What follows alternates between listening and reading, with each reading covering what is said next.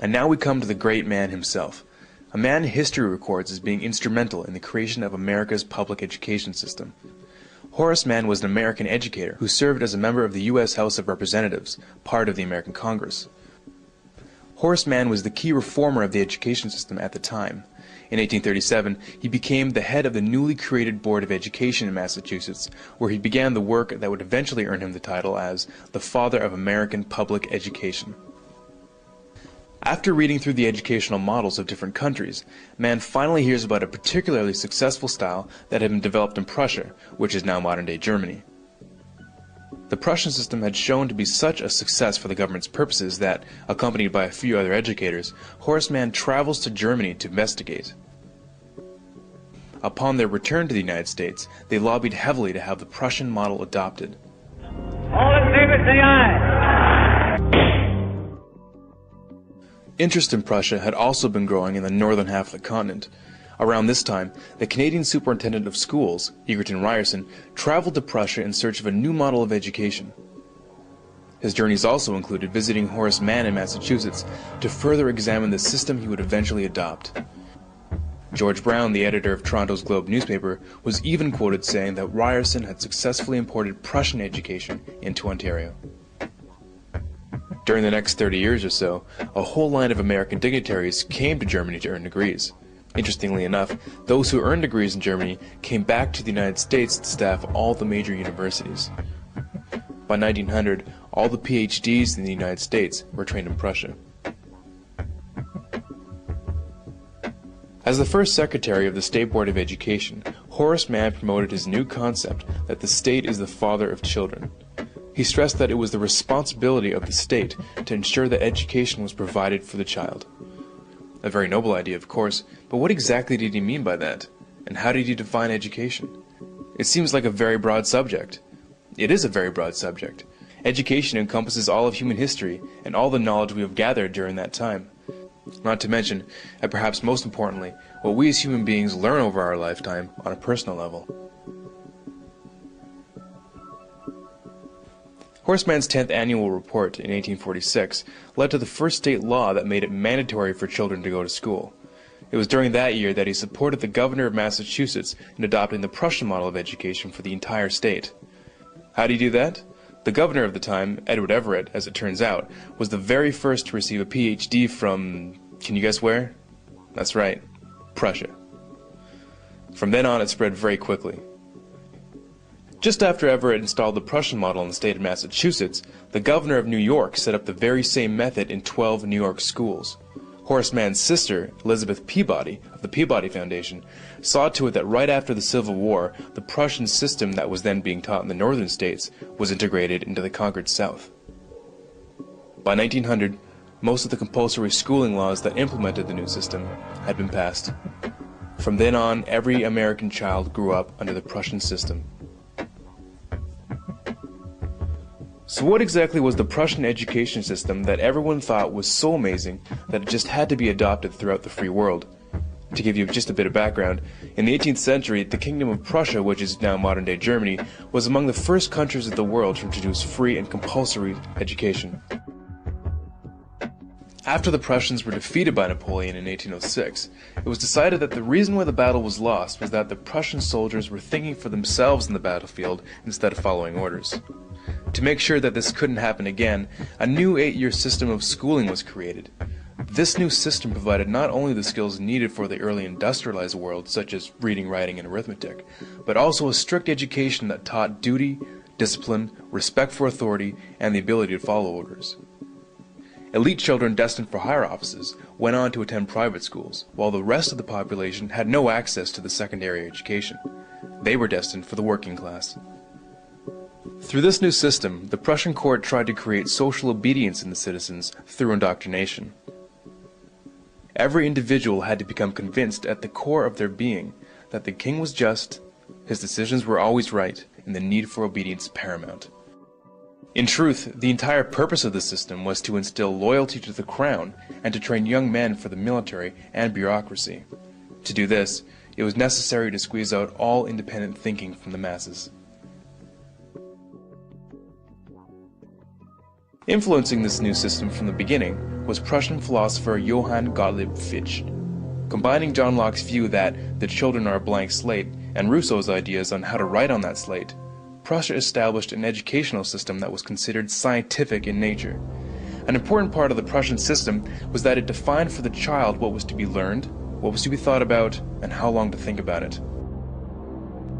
In order to have an efficient policy-making class and a subclass beneath it, it was believed that one had to remove the power of most people to make sense out of the available information. In other words, critical thinking had to be done away with. Now, if you're wondering why the average person doesn't know that the North American education system is based directly on the Prussian model, it might just be because its original purpose was not designed for the good of the individual, but for the good of the government. The philosophy of Johann Fichte directly influenced the creation of the Prussian model of schooling, as he is quoted saying, "The schools must fashion the person, and fashion him in such a way that he simply cannot will otherwise than what you wish him to will." With quotes like these, you can see why his involvement is not well known. Education should aim at destroying free will, so that after pupils are thus schooled, they will be incapable throughout the rest of their lives of thinking or acting otherwise than as their schoolmasters would have wished.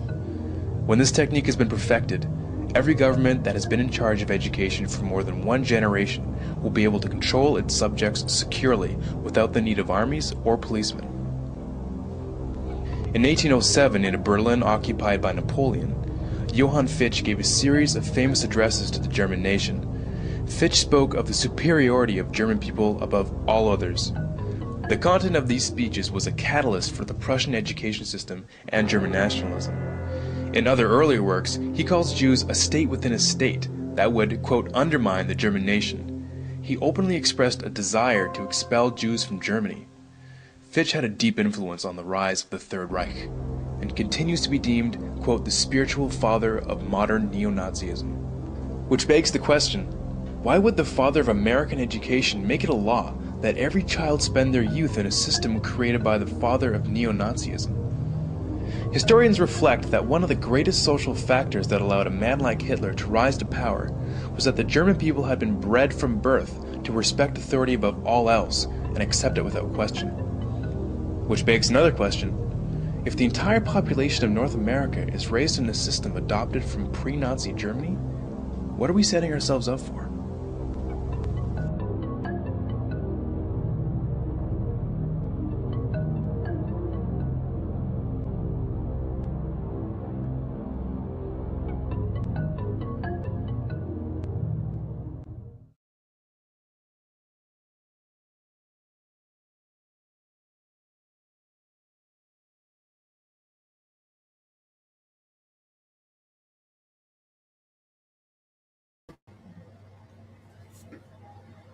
Grand day, everybody. Marcus Crystallite here.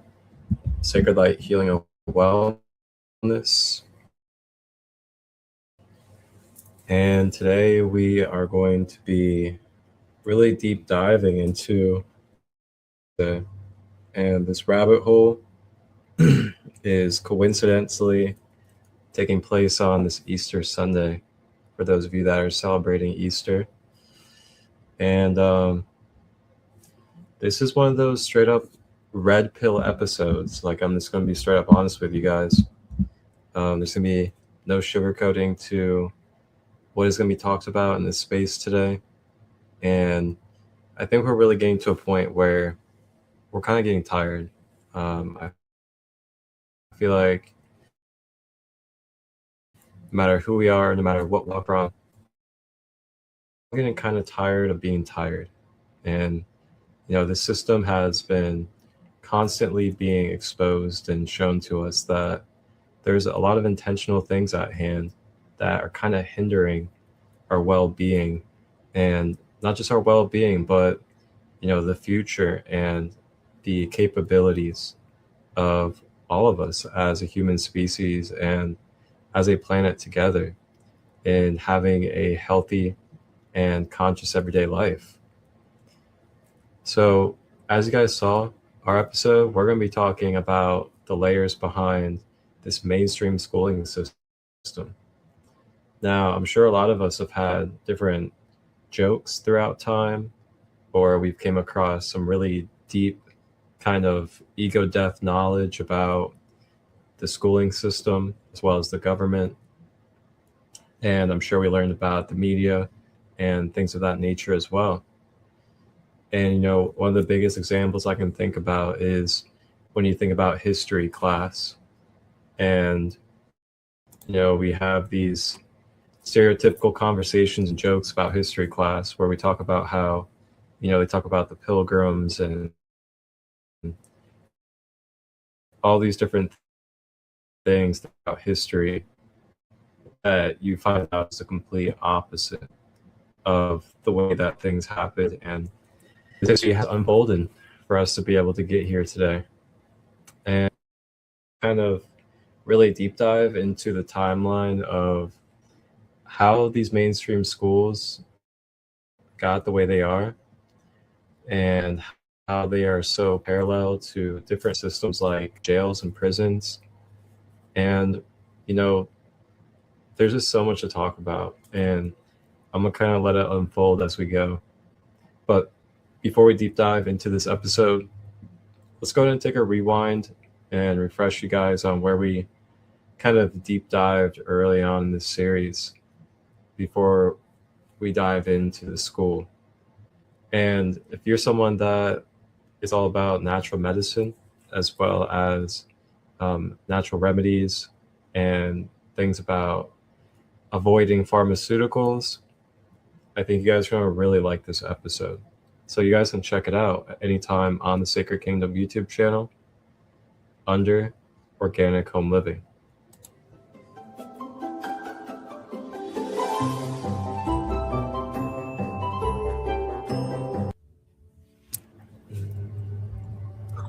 We have an evil and corrupt medical system. You might believe that the Western medicine that we have today always existed, but it's only about 100 years old. The one you can thank is John D. Rockefeller. Rockefeller's greed, not many people liked him. He wanted to fix his reputation, but at the same time earn even more money. Then he found a brilliant solution. Rockefeller found out that there was a way to use his oil to create drugs. His oil was only worth about a nickel per gallon, but if Flexner was against natural health and believed that it was quackery and that hospitals needed to use allopathic scientific medicine. Flexner released his report in 1910. And how things have gotten to where they are today, as we see a very sick nation that we are in, where diabetes is running rampant, as well as obesity, childhood disease, and so much more. I mean, you really look at the death rate now of a human being. They mentioned that he created the American Medical Association, and to tie it together a little bit more, not too long after that, they started to prove that the pills were causing cancer, and that like a lot of allopathic ways were causing a lot more problems. So he founded the fucking American Cancer Society. Clearly. So let's see here. We're going to go ahead and go to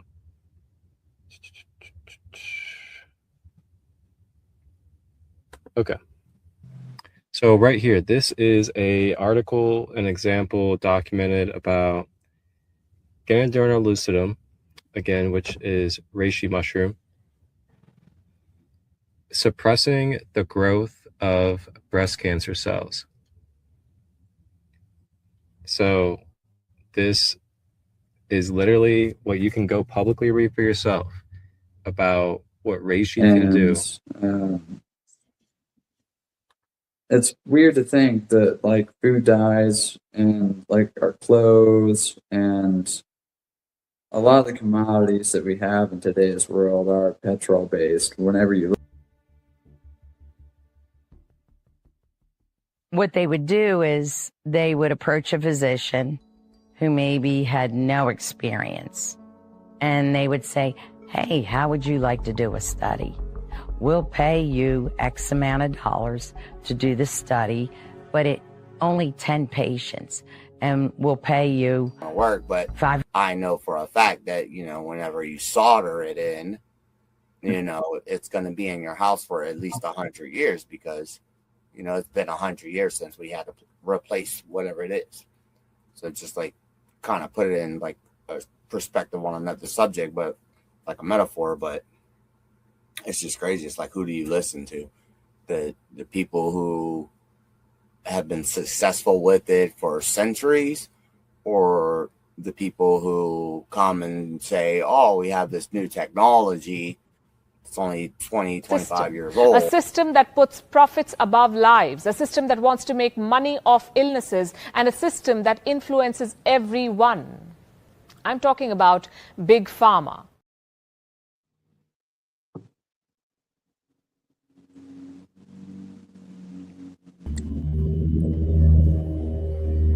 I tell you what. Good old Big Pharma. Cricket the Gift and Evan, welcome. What's going on, people? Happy to be here. Yes. How are you two? Doing well. Always great. Always great. Yes.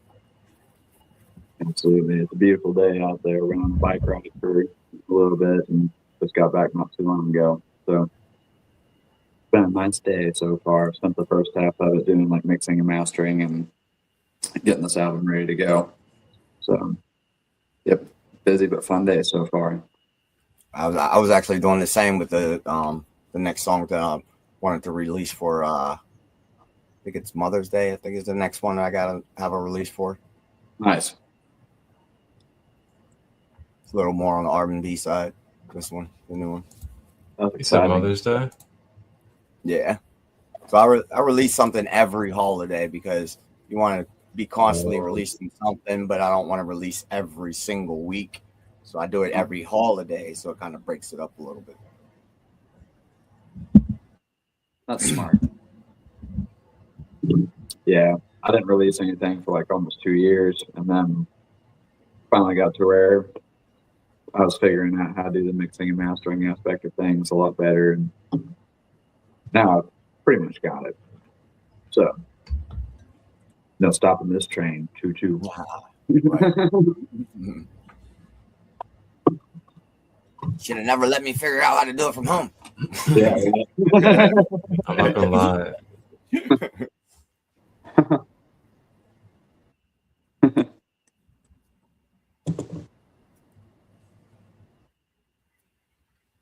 How about you, Marcus? How's everything going? I can see some. Say what? So how's everything going with you? My service is so bad over here. Here we go again. Yep. Too much consciousness. Damn. Ain't even gotten started yet. It's been crazy lately. I've been like barely able to get through a podcast.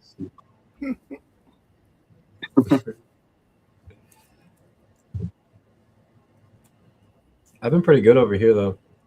Just been I was at Serpent Mound yesterday, Ooh, connecting nice. with good old Serpent Mound. Yeah, I'm sorry I missed it. I had Did some drumming, had to get some put a little things crystal together. grid up. Nice. I don't think I've actually been to Serpent Mound just yet. Oh man, no need to be sorry. No need to be sorry. You haven't been to Serpent Mound?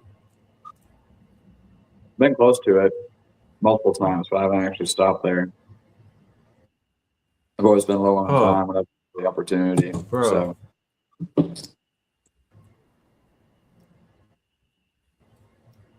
I've been to the Miamisburg Mound though. That's a cool place. But I haven't been to Serpent Mound yet. Serpent Mound is just a great experience. Well, I'll put that on my list for this year. Make that happen.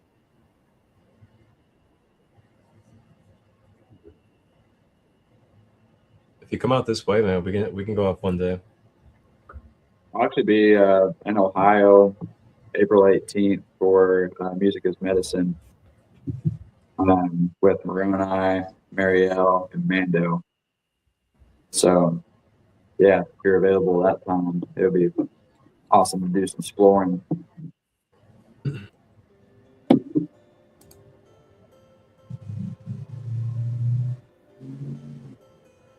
Part of Ohio you guys going to? Man, it's so bad on my side.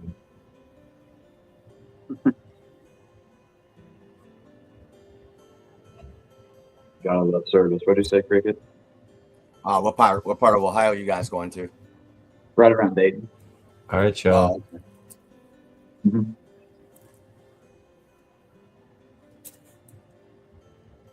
Yep, I think the actual town is like Franklin.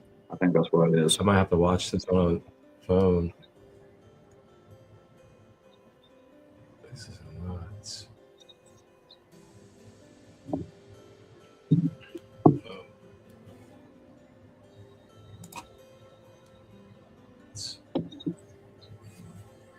Once again, they're trying to stop us before we even start. Yeah. They're like, oh, no punches held. Let's go around. Once Okay. again, they're trying to stop us before we even start. Yeah. They're like, oh, no punches held. Let's go around. Once again, they're trying to stop us before we even start.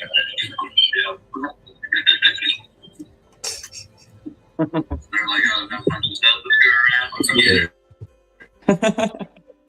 There's an echo in the building.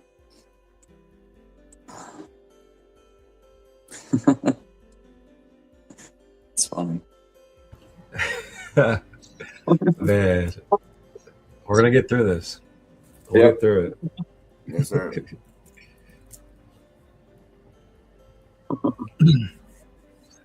So, welcome in everyone that's here.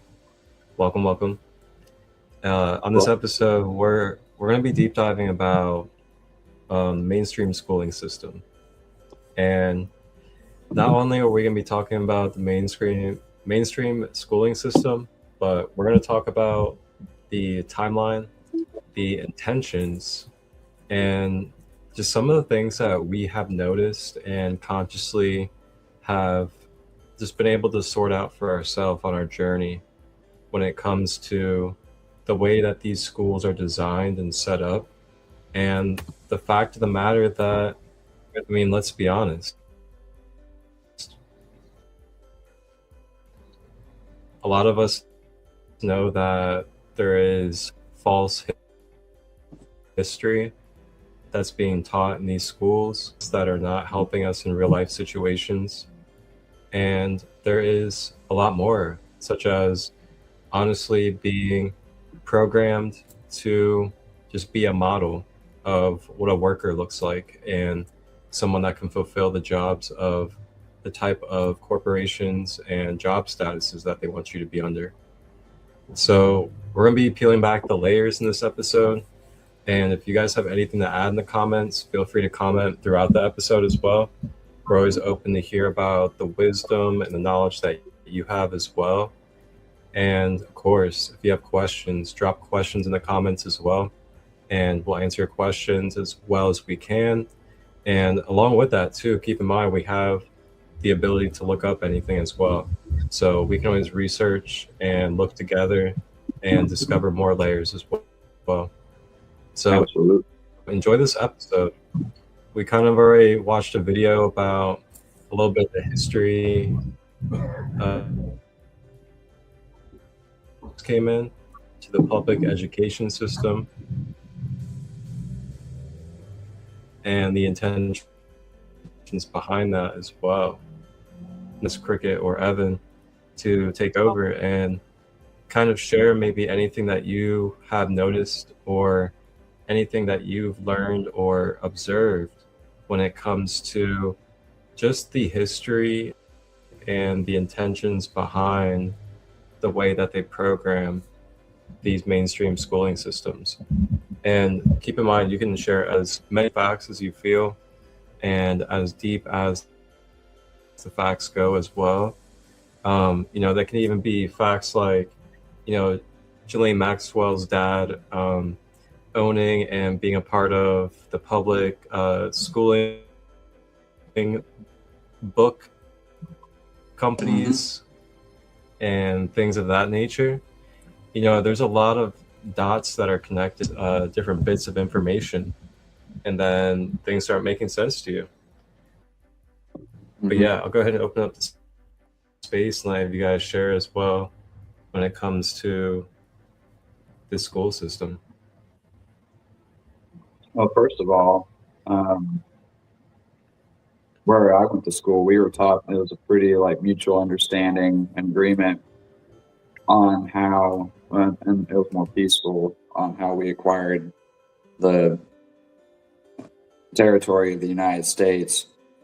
And that's rather misleading because everything that we have now is built on the bones and the blood of millions and millions of indigenous peoples. And learning about that stuff later on, after we're taught to have such a sense of nationalism and patriotism, like you said, it's kind of like an ego death kind of thing. But it's also infuriating to a high degree to have the winner's perspective force-fed to us, and then come to find out later on that these people in fact suffered a lot. And if you've been through the area where the Trail of Tears are, and the whole area, and heard about everything that they went through whenever they got exiled out of the place that they were in, which plays in really heavily to what's going on in Gaza and Palestine and Sudan and Congo and a bunch of other places right now, where the exact same thing is happening with colonialism. That's a big word for this episode right here, is colonialism, and that ties in with the nationalism and patriotism. And we heard in the video in the beginning how dangerous it can be for a schooling system to indoctrinate people to follow orders, to follow authority, and to have a high respect for authority without questioning it. And whenever you go and blindly follow people without looking into who funded them, or where their support has come from, or what kind of people they are from the get-go, it's easy to fall into traps where you might end up killing people because of what you're forced to believe in. Just like we saw with Germany, and we're seeing with Israel. And even here in America, before you're 18, you got these recruiters and stuff coming in trying to talk to you, trying to get you to come join the military.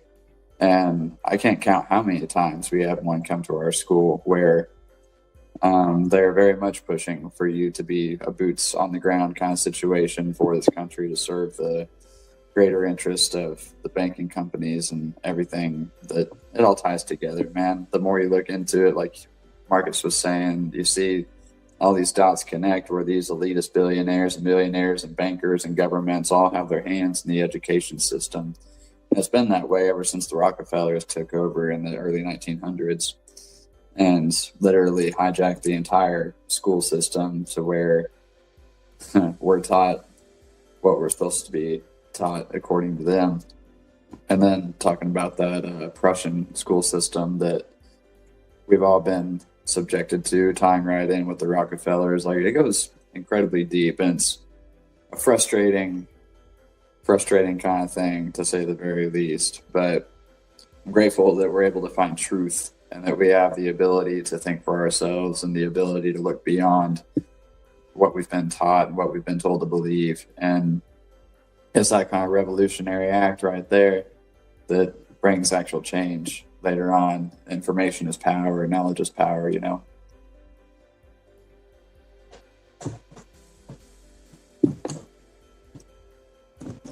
Yeah, that kind of ties in with that video I had sent earlier, but obviously it won't let us play it on here. But it was talking about how they took this lady, let me check, Jane Spalding was her name. So she was kind of like the typical school mom type of thing, but she was a Black American, and but she was like basically the like epitome of what a school teacher was supposed to be like and everything like that. So they kind of paraded her around the entire United States. So they got all 50 states together to agree upon a certain type of school system. And then as soon as she got in and they voted for it and everything out, they fired her because she didn't believe in the segregation. So they fired her and put Nelson Rockefeller in charge. And when they asked him, you know, how much money did you make? It was like $140 million that year. And you know, think about it. This is 1953, 1952, something like that. This happened. That's so crazy. $140 million around that time. That's a lot of money back then. And he took for the head of the education department. Well, it wasn't the Department of Education yet, but he took the lead role, and they asked him why would he do that, considering that position only made $37,000 a year. Like, why would you take a position making such a big pay cut? And he basically said because if you give him 10 years, which is one generation, he could basically change the mind of the entire world. And that falls back into what they did back in the 1900s first with the whole thing that they were talking about Russia with the first video that we watched. Mm-hmm. So it's just how they indoctrinate us all, like to make us, you know, basically subservient to their goals of what they want to do is just crazy to me. You know, it's interesting that they had said that you give them one generation, they can completely change the way of thinking. I'm not gonna lie. You know, it's interesting that they had said that you give them one generation, they can completely change the way of thinking. I'm not gonna lie. You know, it's interesting that they had said that. What were you gonna say, Marcus? That's so. The service is so bad that I have to use my phone to listen.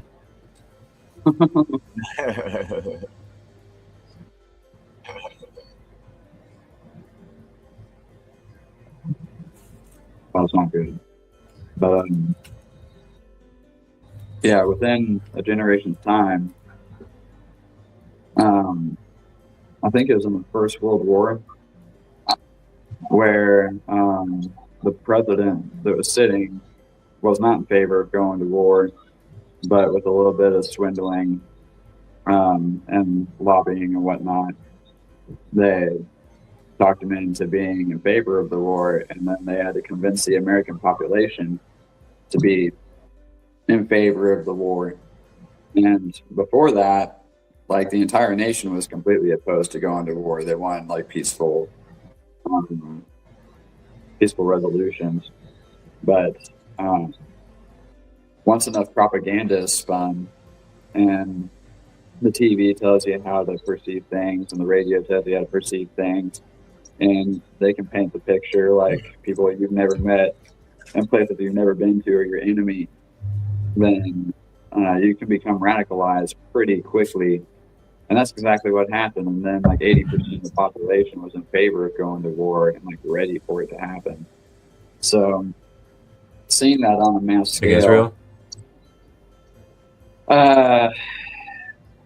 that was going into the First World War with I can't remember who it was that we were fighting at that point or what exactly was going on, but we were swindled into, the American population was swindled into like being for going to war.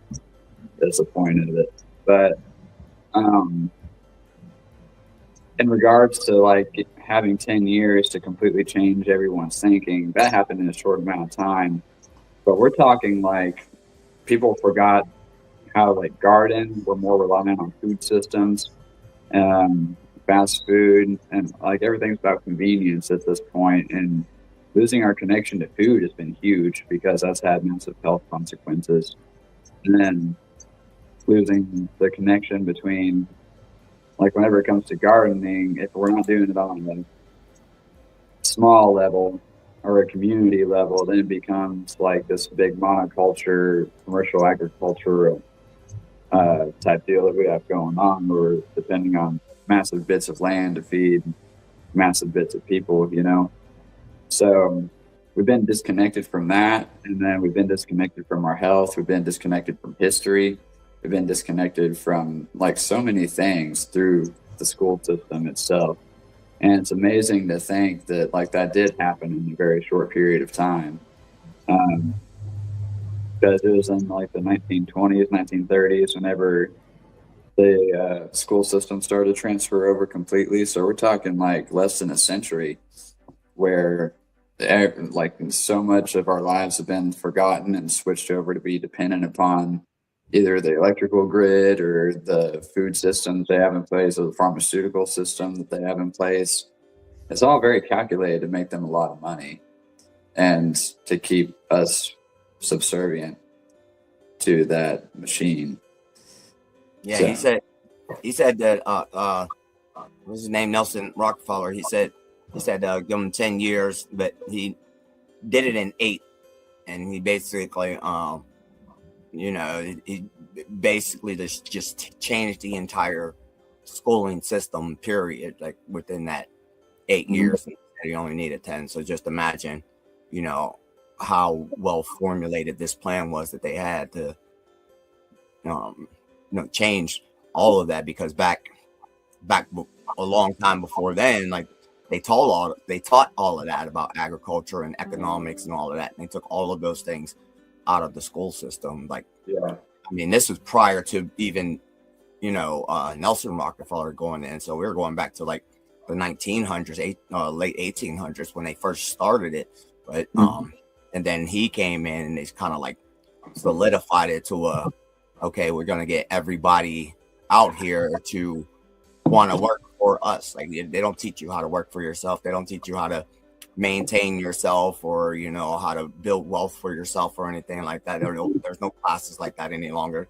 Like all they teach you now is, go get a job, because, when you get a job, they pay you pennies to make them more.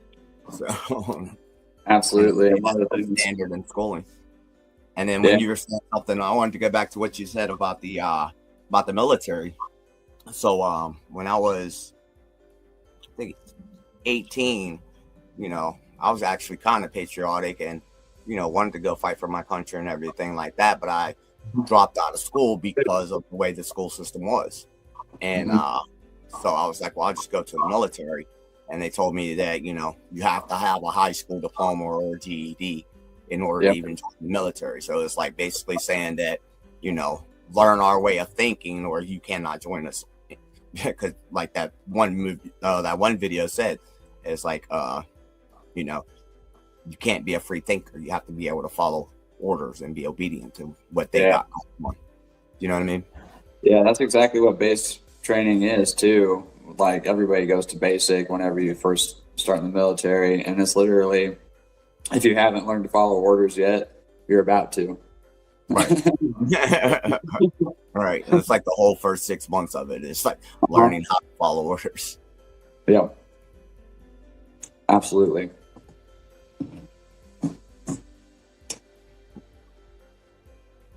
It's just like the whole system that they have in place from the banking down to the medical, down to the school system, and then when you notice, it's all the same couple families that like control it all. Absolutely. I was telling somebody one time, like, you think of the 1%, you think of billionaires and millionaires. No, those are like the generals, like the millionaires and billionaires. They have no say at all. They're foot soldiers, like just like everybody else. That 1% are trillionaires. Like they, yeah, you know what I mean? And there's probably like 4 or 5 families that control the entire $8 billion population of people. Yeah, the Rothschilds being one of the bigger ones. Yeah, exactly. Yep. The Rockefellers. Yep. Man. It's so interesting. Yeah. Let's actually go ahead and deep dive a little bit about Rockefeller real quick. And this is gonna be great. I'd love to see what you guys have to say about this video, and of course everybody else out there as well. It's about a 5-minute video, and this is gonna be directly about John D. Rockefeller and his history and the influence on the schooling system. Yeah. In the early 20th century, the landscape of American education underwent a significant transformation. At the forefront of this transformation was John D. Rockefeller, a name synonymous with immense wealth and industrial power. This video delves into the history, chronology, and implications of the Rockefeller school system, exploring its far-reaching impact on education and society. The late 19th and early 20th centuries were marked by rapid industrialization and urbanization in the United States. During this period, the need for a more structured and unified education system became apparent. John D. Rockefeller, a titan of the oil industry, saw an opportunity to influence this sector profoundly. In 1902, he established the General Education Board, GEB, with a mission to promote education throughout the country. Rockefeller's vision for education was not just about increasing literacy, but also about shaping the future workforce. The GEB received substantial funding, eventually amounting to over $180 million, a massive sum at the time. This funding was directed towards standardizing education, particularly in the South, which lagged behind the rest of the country in terms of educational infrastructure and accessibility. The GEB's influence extended beyond mere funding. It played a crucial role in shaping the curriculum, emphasizing subjects that would produce a disciplined and efficient workforce. The focus was on practical skills and basic literacy, steering away from classical education models that prioritized philosophy, art, and critical thinking. The GEB was founded with an initial grant of $1 million from Rockefeller. This marked the beginning of a new era in American education, with a focus on standardization and practical skills. By 1906, the GEB had expanded its reach significantly. It funded schools, teacher training programs, and educational research. The board's influence grew, particularly in rural and southern states. One of the most significant contributions of the GEB was the Flexner Report, published in 1910. Authored by Abraham Flexner and funded by the GEB, this report critically assessed medical education in the United States and Canada. Its findings led to the closure of many substandard medical schools and the reform of medical education, ensuring a higher standard of medical training. Throughout the 1920s, the GEB continued to consolidate its influence over the American education system. It promoted the consolidation of rural schools into larger, more efficient institutions. This period also saw the GEB advocating for the professionalization of teaching, emphasizing the need for trained and certified teachers. By the 1940s, the influence of the GEB began to wane. However, its legacy was firmly established. The standardized, pragmatic approach to education that the GEB had championed became the norm across the United States. One of the enduring mysteries surrounding the Rockefeller school system is the extent of its control over the American education system.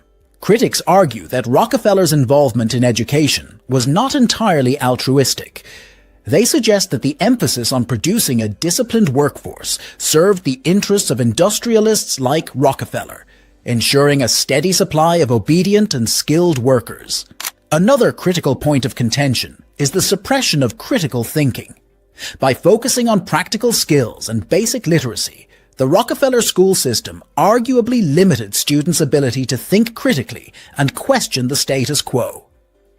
This has led to ongoing debates about the true purpose of education and the need for a more holistic approach that includes critical thinking and creativity. Despite these criticisms, the Rockefeller school system's impact on American education is undeniable. It laid the groundwork for the modern education system, with its emphasis on standardization and practical skills. However, the debate over its true intentions and long-term effects continues to this day. The Rockefeller school system represents a pivotal chapter in the history of American education. Its legacy is a complex mix of progress and controversy, reflecting the broader tensions between industrial interests and educational ideals. As we continue to navigate the challenges of modern education, the lessons from the Rockefeller era remain relevant, reminding us of the need to balance practicality with critical thinking and creativity.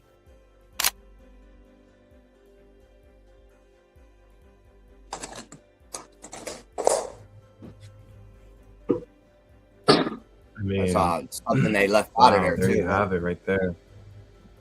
One thing they left out of that video is that around that time, also during the Rockefeller era, they the millions of dollars that he was donating to the schools and everything like that, he was incentivizing teachers. So it's like if you didn't follow that curriculum, then your school wouldn't get no type of funding and everything like that. So it kind of weaned out all of the teachers who wasn't with that type of teaching that he was promoting.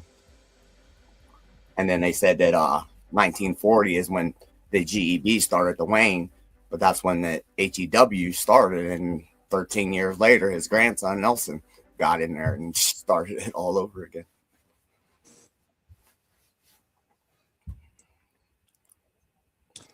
Yeah, it's pretty convenient to have all the right people in the right places to make you a bunch of money, isn't it? Right. Especially whenever you're controlling the literal education of a whole nation, over 320 million people. That's crazy. Absolutely insane. Yeah, But Nelson Rockefeller said that he thought that was the most important job in the government, like above even the president of the United States, is the education department to, shape the minds of the new world. yeah, that makes sense. Well, it would be, I agree with the importance, but I would beg to differ that it's important that we do know how to think for ourselves and that we know how to garden and how to take care of the planet properly and learn actual skills that can help us achieve things on our own. And yeah, it's a very limited and boxed in kind of system that makes you great for being a doctor or great for being an engineer of some sorts, or, well, engineering is very hit and miss, but whenever it comes to like run machines at a factory or something like that, that kind of work, But yeah, when it comes to creativity and actually like being yourself, I was kind of blessed in the respect that they had multiple music programs whenever I was in school. Unfortunately, they did away with most of them shortly after I graduated. But I guess my school did it slightly differently than some other schools, but at the same time, we were very much taught a lot of the same stuff, and it's still a very boxed in way of thinking that as you go on throughout life, you're like, oh, well, that wasn't true. Oh, that wasn't what I learned. Oh, that's Yeah. That's You can't have a bunch of free thinking people running around whenever you are trying to maintain control. it's a danger to the system. Definitely, 100%. Can't have that. I was a nerd in school, so I kind of like I went to school, but I was the type of person, I never really believed what somebody would tell me at face value, so I would go research it more on my own. So, I was in the library a lot, just reading books that they didn't have in school, and that's how I learned a lot of the information that they were teaching in school wasn't even true. Nice. Yeah, I didn't do all that. I started researching stuff after I got out of school, and I mean, whenever I was in school too, I was doing that to a degree, but a lot of the stuff that I found was online. I wasn't much of a bookworm my own self, but yeah, one of the big indicators was whenever I was 16, 17 and had just started smoking cannabis. And I was like, well, this is fantastic. Why is it illegal? Start looking into why it's illegal and find out like, oh, this is for not good purposes. They had no information on this before they made it illegal, other than like it was helping expand people's mental horizons a little too far, and that was a threat to the system, which is actually in the Epstein files. I don't know if you guys have heard about that, but yeah, the Lord's lettuce was mentioned in the Epstein files, saying that part of the Mossad Israeli intelligence had collaborated with our government and made it illegal to keep people from thinking for themselves, because when you smoke, you start to question shit and start to think about things you wouldn't normally think about. Yep. And it's the same. It's the same with alcohol during the time of prohibition. Is it's like when you start getting, you start drinking too much or start getting too drunk, so you got that drunk mind, and you're just like, no, like this is not. Like you just start saying whatever you want and all this stuff like that. I mean, don't get me wrong. Anything in excess is not good for you, but you know what I mean. But I mean, some things that you got to think back to, like, don't get me wrong. Anything in excess is not good for you, but you know what I mean. But hey, Ohio just they really screwed us over, man. Yeah, what's that all about? Ohio screwed us over big time. They just passed a law where, keep in mind, Ohio was just recreational. So they were recreational. And then all of a sudden they decided to 180. And what they did was legal to have anything Delta 9 or like any of that type of stuff.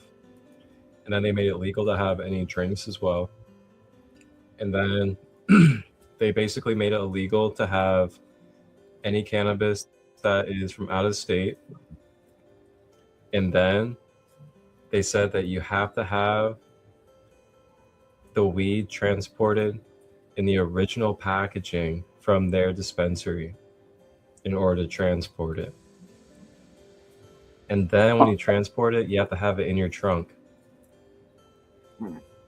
Wow. Yeah, they like full blown went 180, and they basically monopolized the weed and then trapped everyone. And now we're just like, all right, basically, if you guys don't get the weed through us, then it's illegal. So can medical patients and that happened on March 20th. That's crazy. Can medical patients still grow their own stuff, or do they outlaw that too? Yeah, they can grow, but of course they shrunk the amount, so they can't do as much. Gotcha. But don't forget though, you're allowed to gift up to, what is it, 2 ounces? But you're allowed to gift up to 2.5. God forbid, ounces. Man. But you can't. God forbid if they exchange that with somebody for it or like anything it's like pretty that. Wild. Yeah, that's wild. That's one of the things that, like, there should be no take backsies on. Right. That shouldn't be allowed. That's just not cool.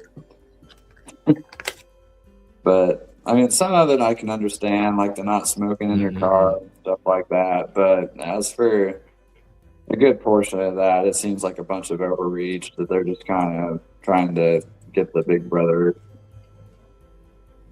thumb back on the people. But they have tons of intoxicating prescription medication that you can, have and drive on and everything like that. Like, I lost a job before because, I was on prescription medication and I was so zombied out that but I was doing detailing, and I backed the car into the garage because I was so zombied out from my medication, and that was completely legal.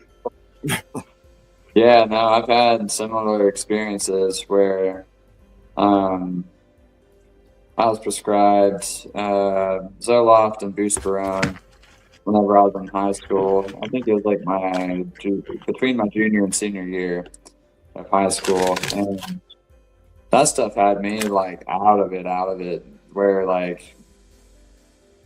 not even close to being the same person. It's just like being the shell of a person, and then you take enough of that Buspirone, and that's a generic Xanax, and oh, fuck your world up, man. Holy crap. Yeah.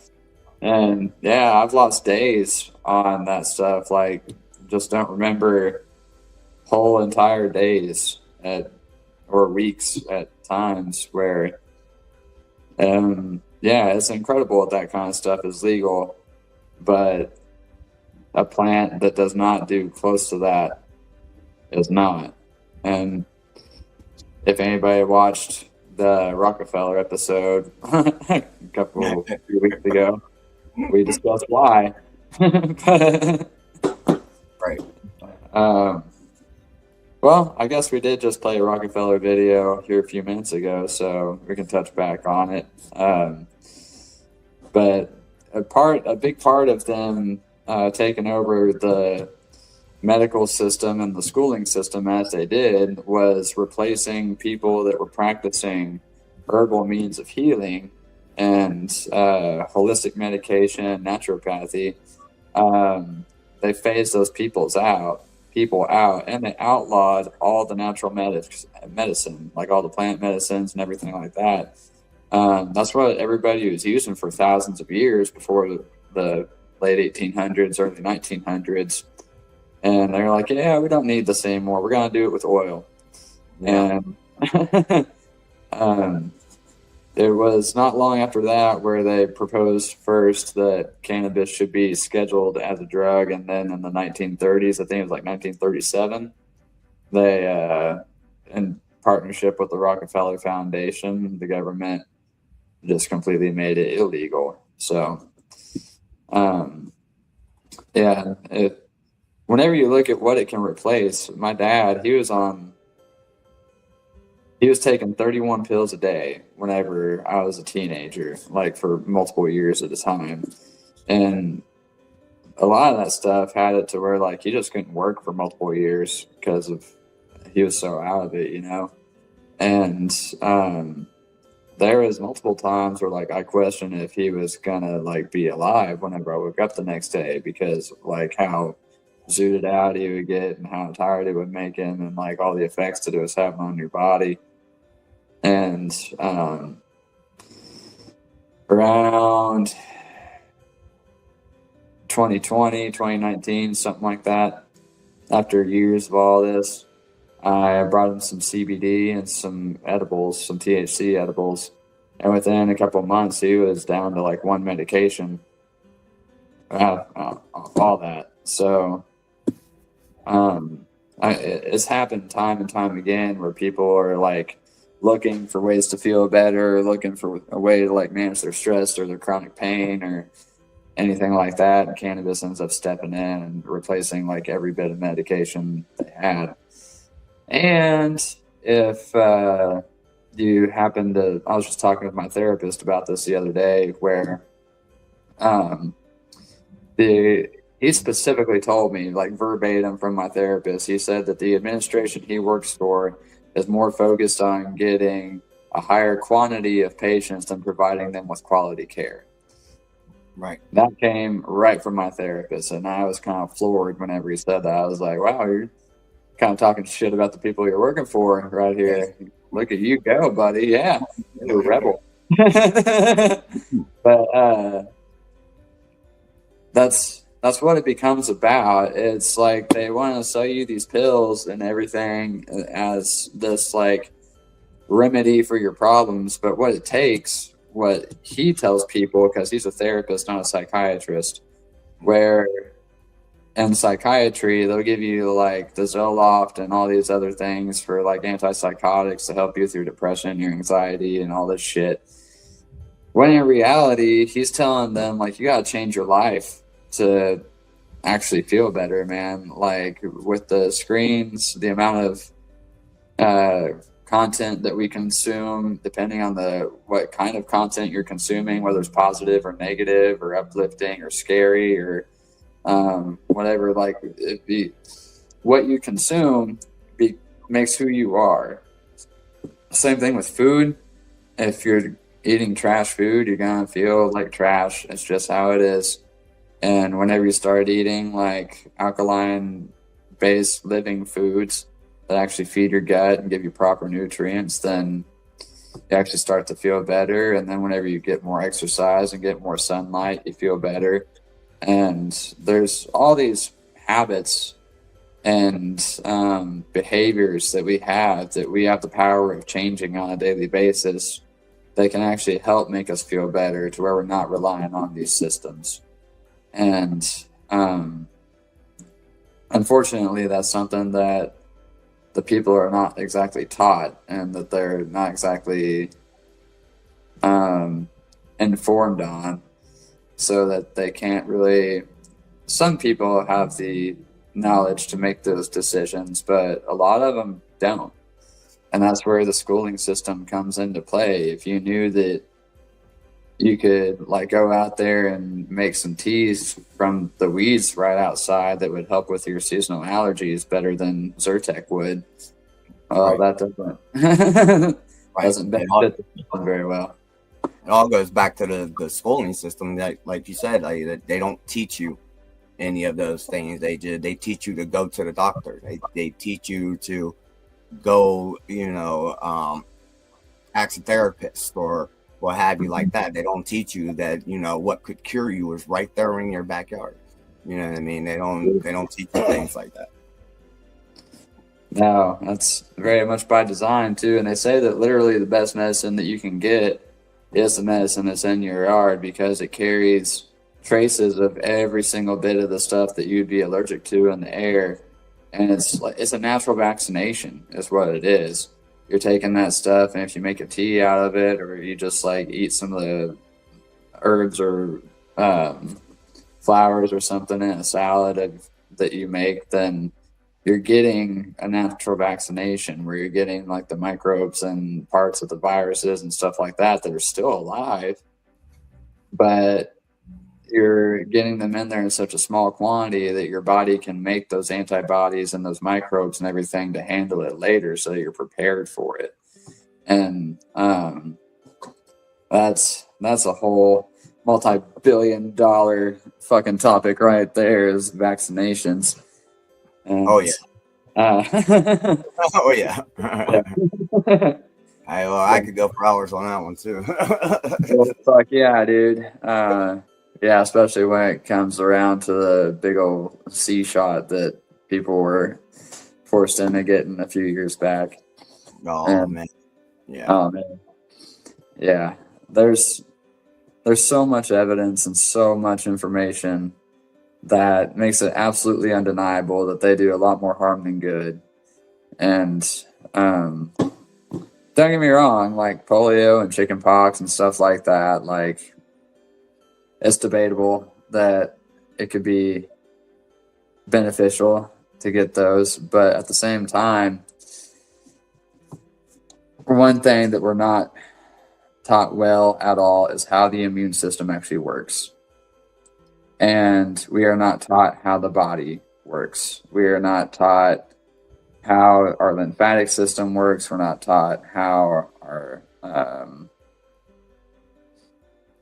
our muscular systems work. Well, sometimes in PE, because they do like bulking people up, especially if you're going to go be a firefighter or a cop or something like that. It has its uses, right?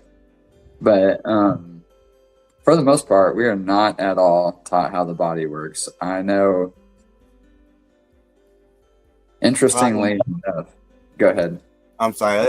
It's kind of like right there in front of you, though. Like whenever you think about what a vaccine is and what it does, is what do? Is they put a dead virus they inject you with the dead virus so that your body will create antibodies to fight against it. Well, like you said, like when you have allergies or something like that, when you put yourself in contact with that organism, like then your body will naturally, build up those antibodies without the vaccine and all the extra stuff that they're putting in there. Yeah. You know what I mean? So like you said, they don't teach you how your body works, because that's literally how your body works. Like during the whole seed epidemic thing, like they're making you put on these masks that don't do anything but stop you from getting those chemicals into yourself so that your body can protect itself from it. Your body is designed to protect itself from those type of diseases. But like you said, chicken pox and polio and stuff like that's a little bit debatable, but it's just because they didn't really do any research on what was actually causing it. They just went out and started shoving needles in people.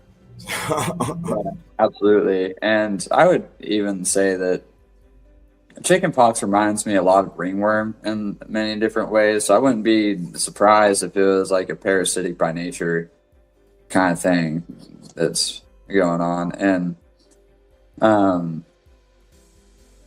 as a matter of fact, a lot of diseases and illnesses have been traced right back to some sort of parasitic foundation. So there's that. And then every other country pretty much does some sort of like detox, whether it be heavy metal or parasite detox, like annually, at least once, if not every 6 months, if not monthly, or sometimes even more than that. And we're like one of the few countries that think that like having parasites is a hoax. So not only do we not know how the body works, we don't know how to take care of it in multiple different ways. And the way that we're taught to take care of it through pharmacology is more of a detriment than anything else. It's like designed to kill you, really. Right. So, I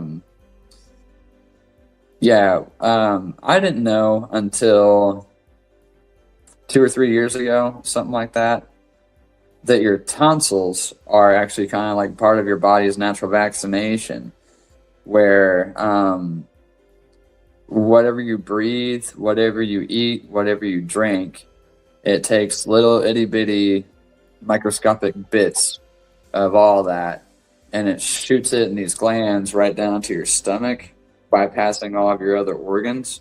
And that way your gut biome, which is where your immune system actually starts, and all your gut bacteria, your microbiome, your gut flora. If your gut flora is out of whack, your immune system's out of whack. That's just how it goes. And most people's are, because it's targeted that way through the food system. That's why glyphosate is such a big thing, and why all these processed foods are it's all creating an environment for parasites to thrive, is what it's doing. And then cancer thrives in that, and then so does diabetes and a whole slew of other things. But not to digress too far, your tonsils send that down, bypassing all your other organs, so that your gut can make the bacteria and the antibodies to deal with what's coming in as you're eating it. So like it's like a real-time vaccination kind of thing, where like it's always creating new antibodies and new microorganisms to deal with what's coming into the body. So I had mine removed when I was 4 years old, and I was pretty pissed to find out later on that those actually have a big purpose. I don't have wonder why they make so many people get them taken out. Exactly, man. Exactly. You're literally removing part of the body's natural vaccination system. So, and then that goes in with like removing wisdom teeth and removing the foreskin of the male penises whenever they're born, and what was the other one? Basically, they get stem cells from all these, like gallbladder and stuff like that. Your appendix, like organs that they take out that can like be healed and regenerated if given the proper like amount of time and given the proper diet and the proper setting. That's the best kept secret in medicine, is that your body will heal itself if you give it the proper conditions to do so. But they take stem cells from like your wisdom teeth and from the foreskin and from all these other things that they operate on. And then they make drugs out of those for cancer treatment and all this other shit. And it's like, well, we have all that inside of our body. Why are you taking it out? You know? It's like, you bastards. How dare you? They do the exact same thing with like natural plant medicine and things like that. They'll make the plant illegal for you to go pick on your own, and they'll take that plant and go manufacture man-made drugs with them and say, oh, here, this is the drug for you to cure you. But really all they're doing is they're killing the health factor of that plant by mixing it with all of these other chemicals, and then they're not actually treating you. They're just, putting you in a state of containment so that you have to come back to get those drugs. Absolutely. Yeah, and to tie that more full circle, pretty much all medication in some way, shape, or form has the roots in petrol. It's a petrol-based kind of thing.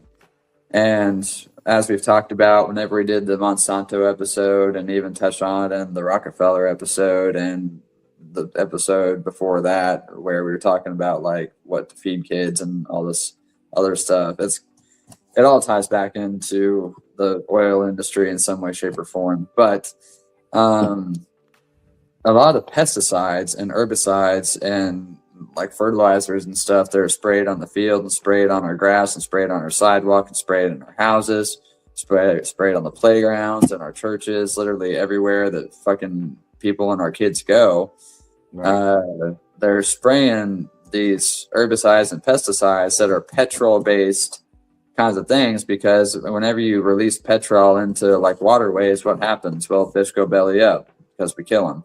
Mm-hmm. Meaning that like one of the best ways to kill something is by putting oil in its fucking environment, and like freely anyway. If it's down the ground and doing what it's supposed to do, then actually oils the earth, and then the tectonic plates are able to slide a little bit better, and we have less earthquakes, and it's a good thing. But it's supposed to stay the fuck down there. Not supposed to be up here. So the fact that they're using stuff that like we use to kill everything to try and heal people by pairing it with the plants that we've used for thousands of years to heal people, it's what the fuck? Make it make sense, people. Make it make sense. Yeah, for real. Make it make sense.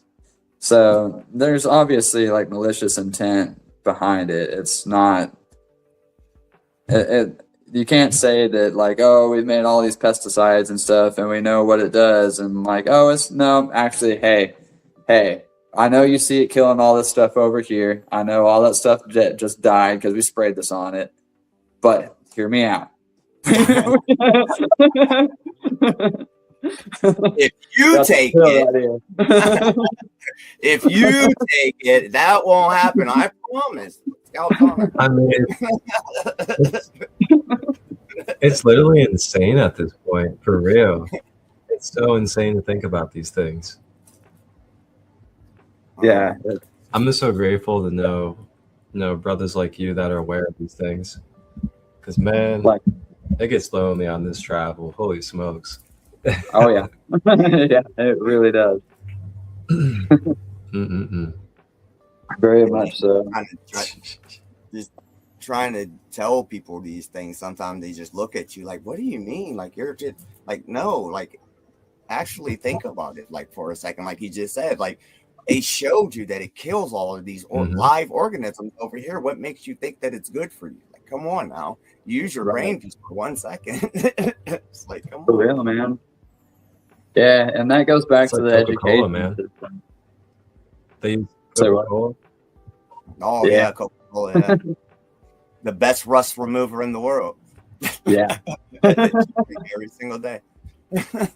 Yeah. Clean my pennies. Might use some of it on my van later, get some of the rust off the bottom of it. No, that's wild, and it all ties back in. Wash my organs with it. Yeah. Right. Well, all jokes aside, if anybody's curious about how to actually clean your organs in a good way, not that. Right. The best way, yeah, the best way to clean anything is with super hot water. So like hot teas and stuff like that, herbal teas, fantastic for cleaning out your kidneys and your liver and your microbiome and all that fun stuff. Even like helping get rid of some of the parasites and fungus and stuff that's growing up in there. Dandelion root. Yes, absolutely, man.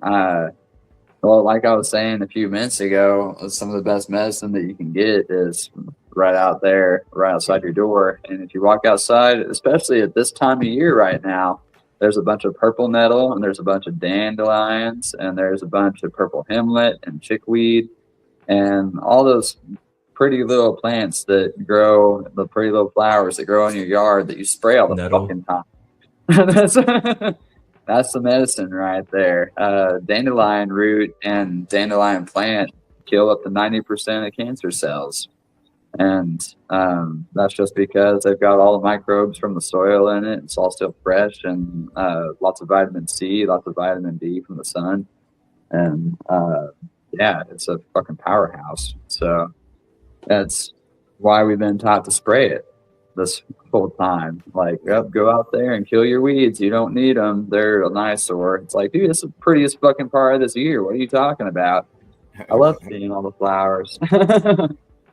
And another thing, like we talked about before, fasting. Fasting is the quickest way to heal your body, because when you're fasting, your body's not working to digest food. So it takes all of that energy that it's normally using to digest food to heal all your organs and to heal your body. So it's the best medication one of the best medications that you can do is just fast for a couple days. Absolutely. Like a water or juice diet or something. 100%. Absolutely. Yeah, when it comes to tying it into the education system, does anybody else find it weird that the schools that you go to school the longest for, or the jobs that you go to school the longest for, is generally to be a doctor? Granted, like lawyers and stuff like that, they got to go a bit longer because there's a lot of facets to the law that you got to learn. But next to that, the longest that you go to school for is to be a doctor. And that's why like the top tier of like the education system is like getting your doctorate in something, right? So when you think about it, like one of the highest paying jobs that you can get is to be a doctor. And whenever you look at who owns the American education system, and then you look at like what pays the most and what do they push you towards the most whenever you're growing up, a lot of it's going into the medical field. I mean, here in Indiana alone, like our biggest school is IU, which is a school of medicine. It's a pharmacology school. And most people I know that went to school for being a doctor or a nurse or something like that, they get taught maybe 10 to 15 minutes of nutrition. Maybe. You get taught a whole shit ton of pharmacology and like what this pill does and what this pill does, what happens if you mix this with this, and like all these intricate and clever names for like parts of your body and your cells and your blood, and separating the body into like your nervous system and your heart and your stomach and your colon and your brain, and it's dividing this one organism up into all these little different facets, so that like everybody's kind of compartmentalized on like, oh, this dude just messes with feet, this dude just messes with your ears and throat, this dude just messes with your teeth, this dude just messes with your heart, this dude just messes, like, so on and so forth, you know. Whereas it's one fucking system. If one thing's out of whack in your body's out of whack, plain and fucking simple. So it's looking at, for one, all the toxins that we're exposed to on a daily basis, whether it be through food, whether it be through like chemicals that we clean our house with, or chemicals that are in hygiene products that we use on a day-to-day basis, or anything at all. They've done a good job at working petrol and other toxic things into just about everything that we use on a daily basis. Hell, even the walls and stuff that we're surrounded by are like coated with plastic, because that's what paint is from. It's plastic. Yeah. Which I didn't know. Go ahead. What? No, I was just saying it's in everything.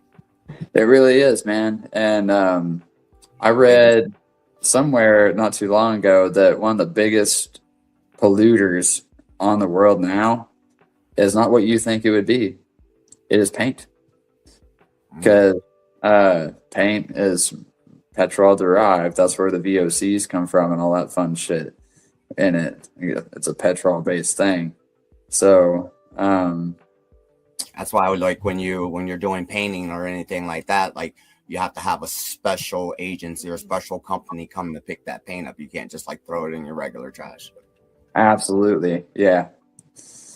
And then we got people tearing down houses all day, every day, and all that shit being like released into the ground and into the groundwater and into the air and you name it, man. So it's wild how how ingrained it is into everything, and it just shows that if one man could have that much power, imagine what 8 billion of us could do if we put our minds to it, you know?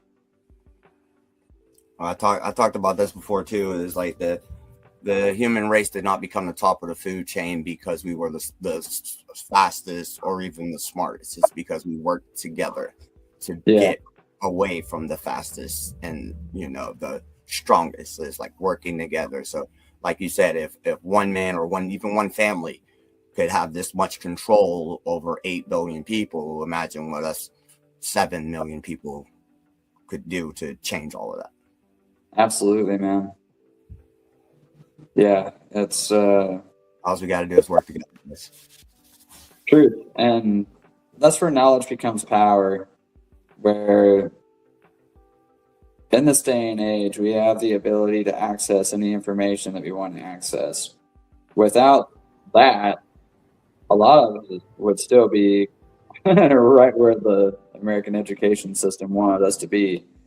But thankfully, they have to tell the truth about a lot of things, and they kind of hide it in plain sight, which is easy to overlook because they normally do it as jokes. But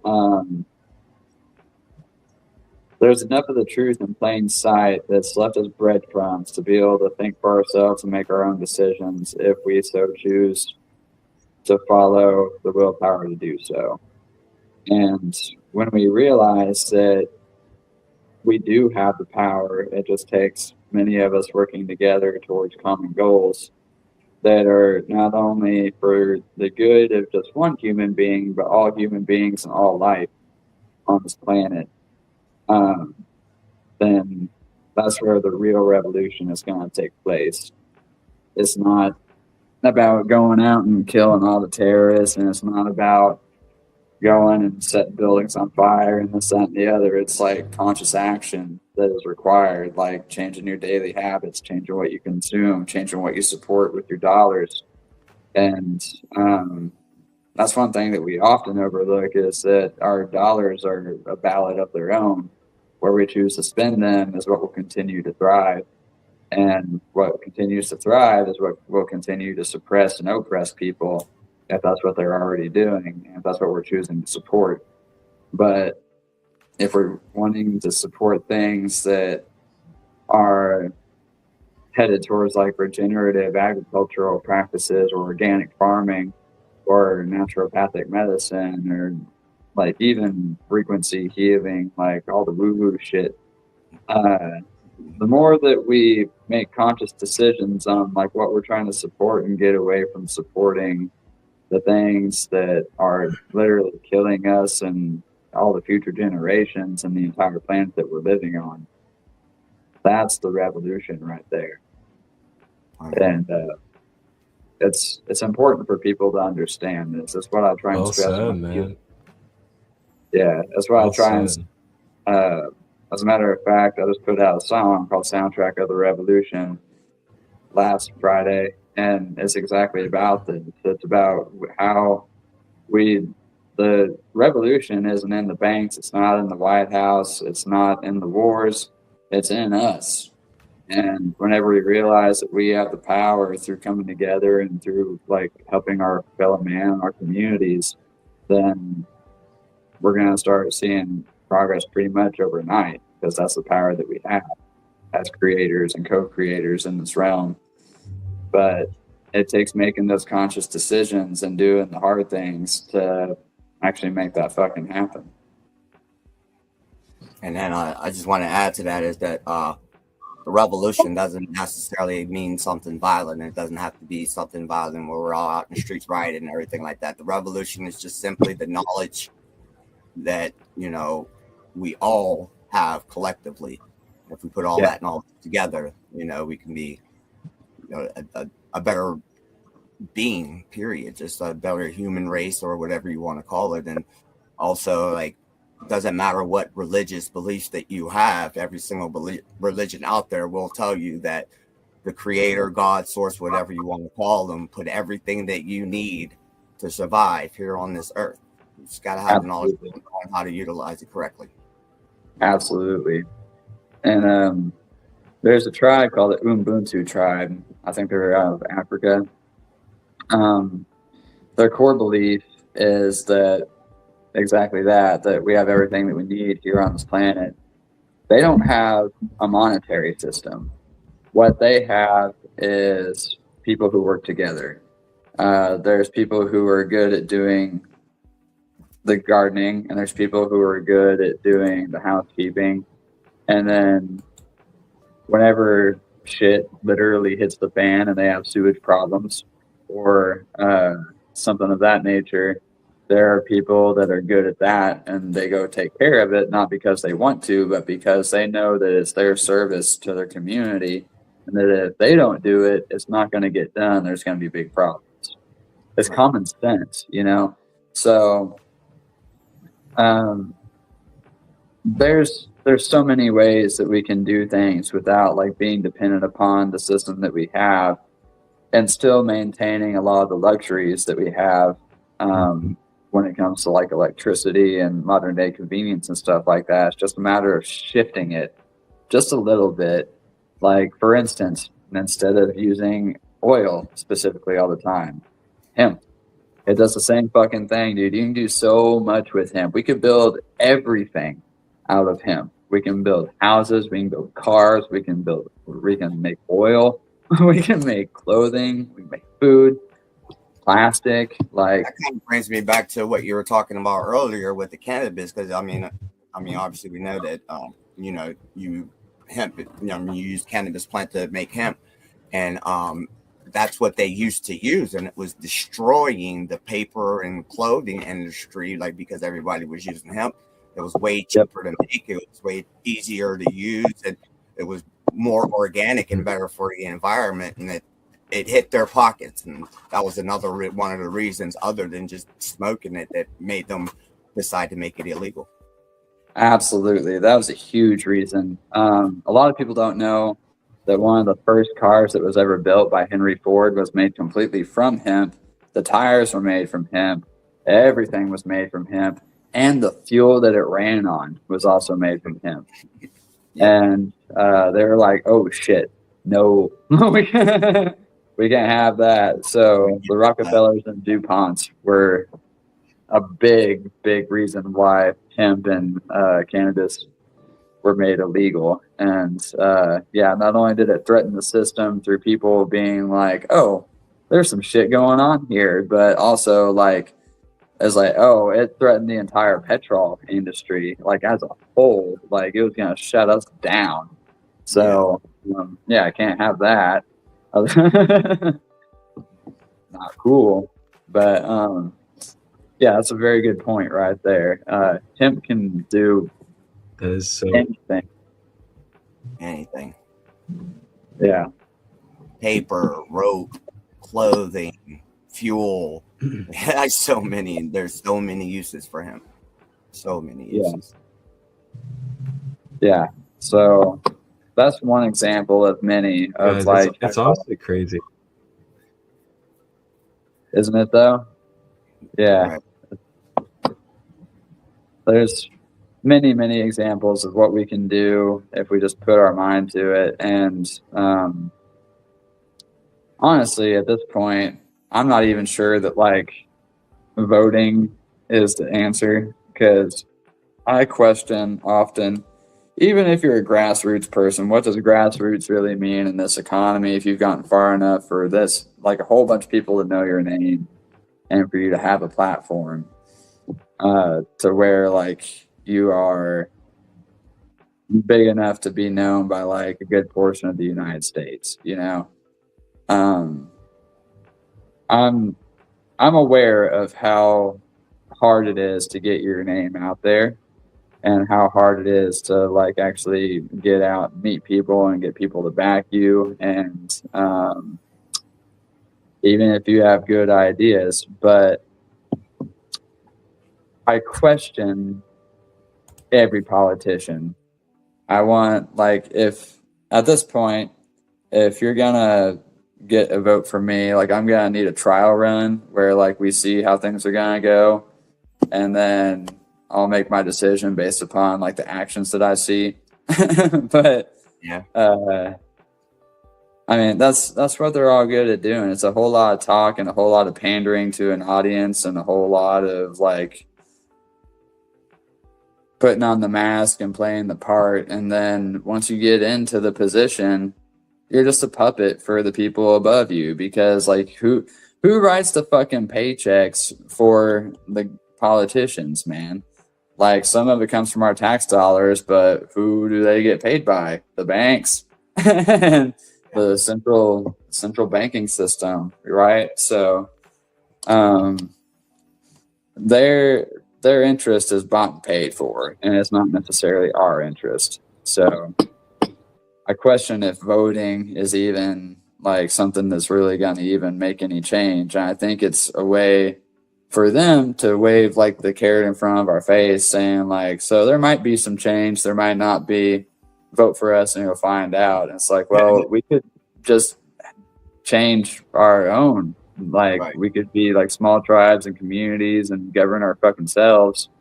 And then like if somebody steps out of line, we take care of it. But I don't trust the government at this point.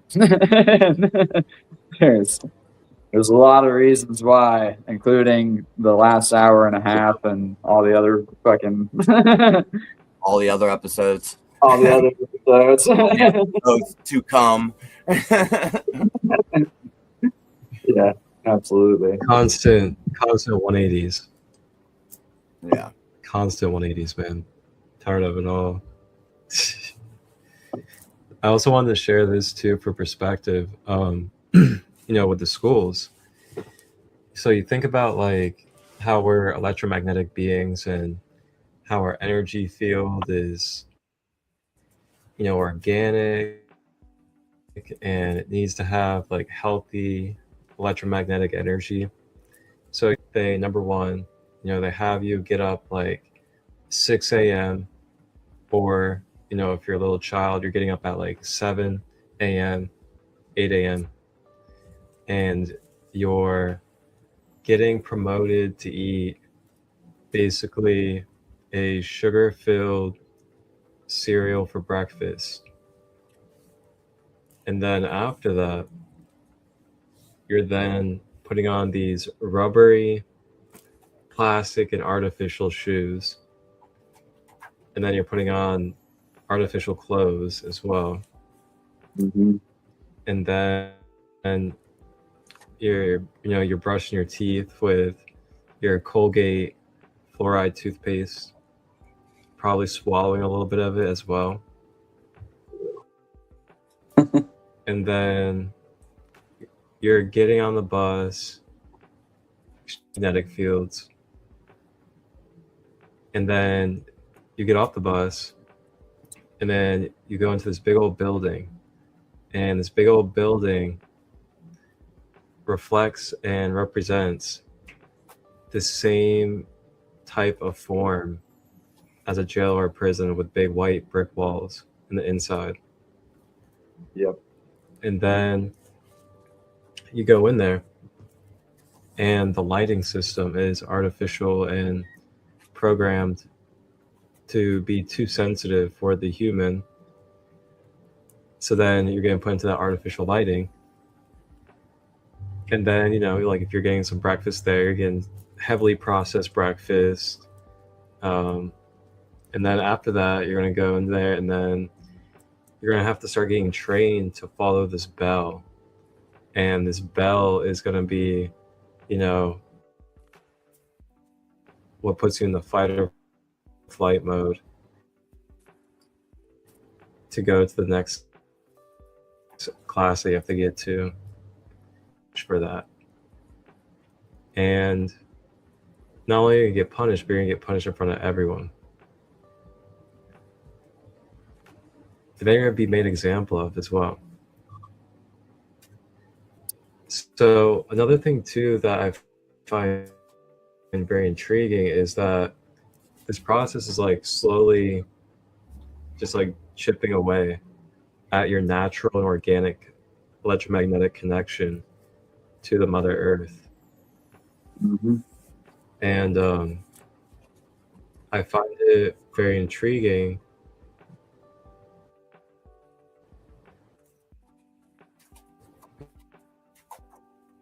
because I feel like the more you can then the more easier it is to program them. And I also find it fascinating too is like, how come the schooling systems kind of like have, if you want to say like more authority than the parents do of their children? Like you really think about it in a way. It's like the schooling system has this overall authority over the children to where it's like, if they're like getting told like what they have to do by the teachers and all this different stuff about their own children. I mean, I've just been really thinking about it like leading up to this episode today. Just like, wow, like the psychology of what has been happening here in this country and how we've really been, manipulated into the system to truly believe that this system is a end-all be-all, and that we have this system, and that if we aren't part of the system, then we are like a anarchist or anything crazy like that. I mean, we really gotta wake up a little bit. Sending children off to these places, even after having these kind of discussions and seeing people talk about them. And there are a lot of alternatives out there for everyone out there. There's a lot of homeschooling alternatives. There's a lot of nature-based alternatives. And there's also like a lot of family-based ones as well. And, that's kind of like another part of the rabbit hole as well, is just like family dynamics. Man, they put an attack on family dynamics through schooling.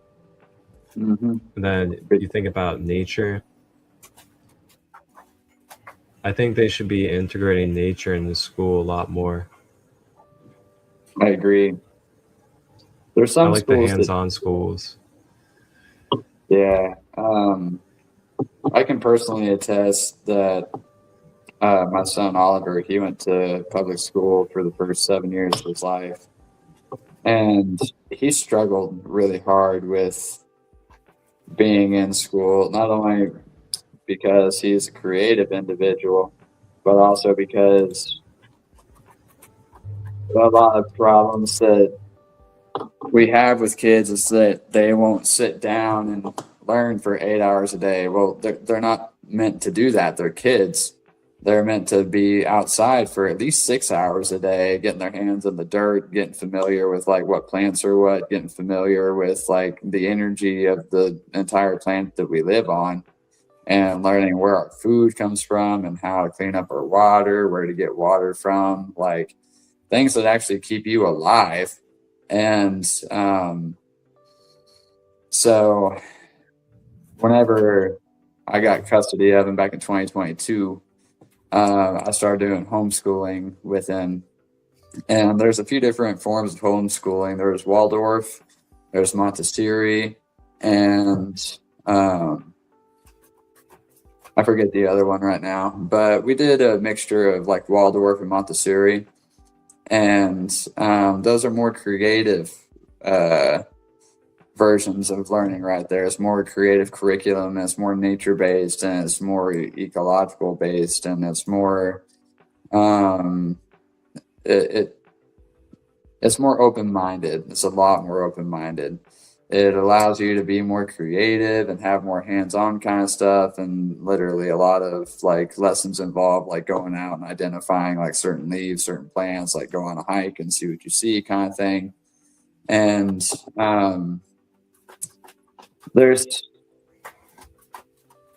so many different ways of learning where your kid will actually learn better and enjoy learning better, because learning isn't supposed to be a shit show. It's not supposed to be something that's just like you want to roll your eyes at and like puff and stomp around the whole time. No, learning should be fun, dude.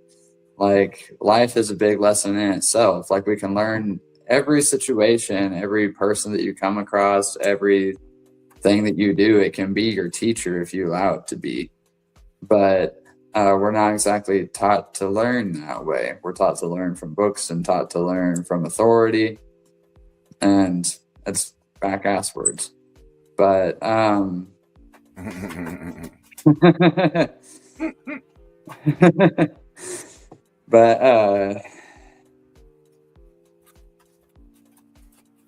homeschooling him for the last few years has not only brought me back to basics and like changed my perception on like how a kid can and should learn, but it also made me think about how I learned going through school. And I was like, man, it feels like we missed a lot of opportunities and like kind of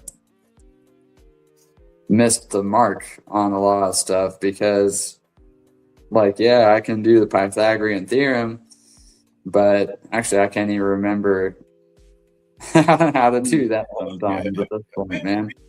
But coming out of high school, so what? I swear we were taught like such useless information. Yeah, dude. I mean, coming out of high school, if you asked me to identify a maple tree, I couldn't have. If you had asked me like what purple metal was, no fucking idea. Like so many things that disconnect us from the outside world out there happen within those school walls. And we're not even given an accurate account of like how our bodies work and how the immune system works. And like I said a few minutes ago, it's like the entire intention of it is to disconnect you from real reality and kind of put you in their reality of like working all the time and being as part of the machine.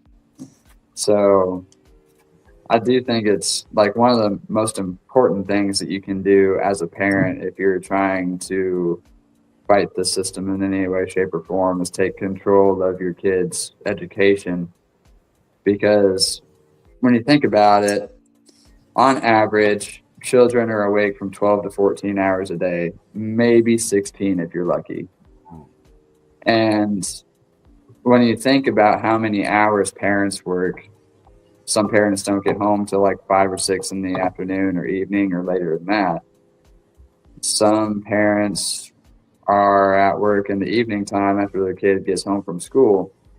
And some parents are fortunate enough to not work so many hours and they're able to be there right after school. But you're still talking, you get home, you do the dinner thing, you do showers, get their homework done, and bam, it's time for bed. Right. You know?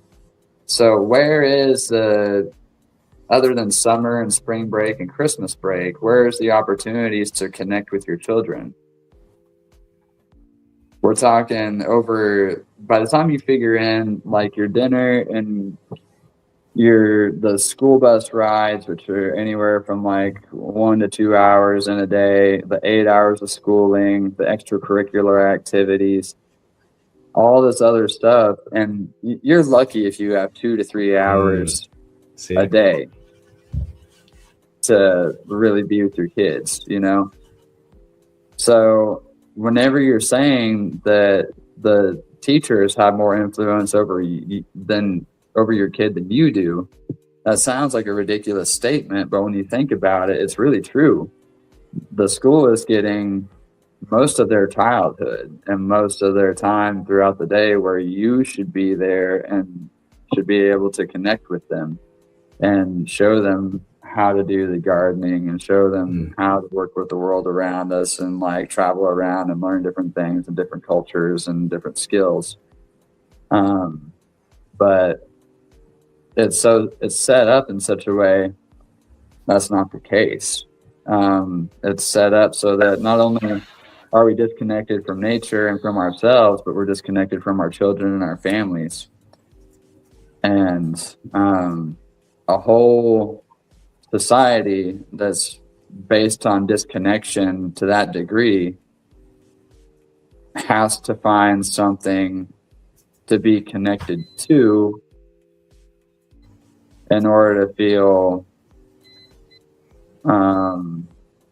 somewhat normal, you know?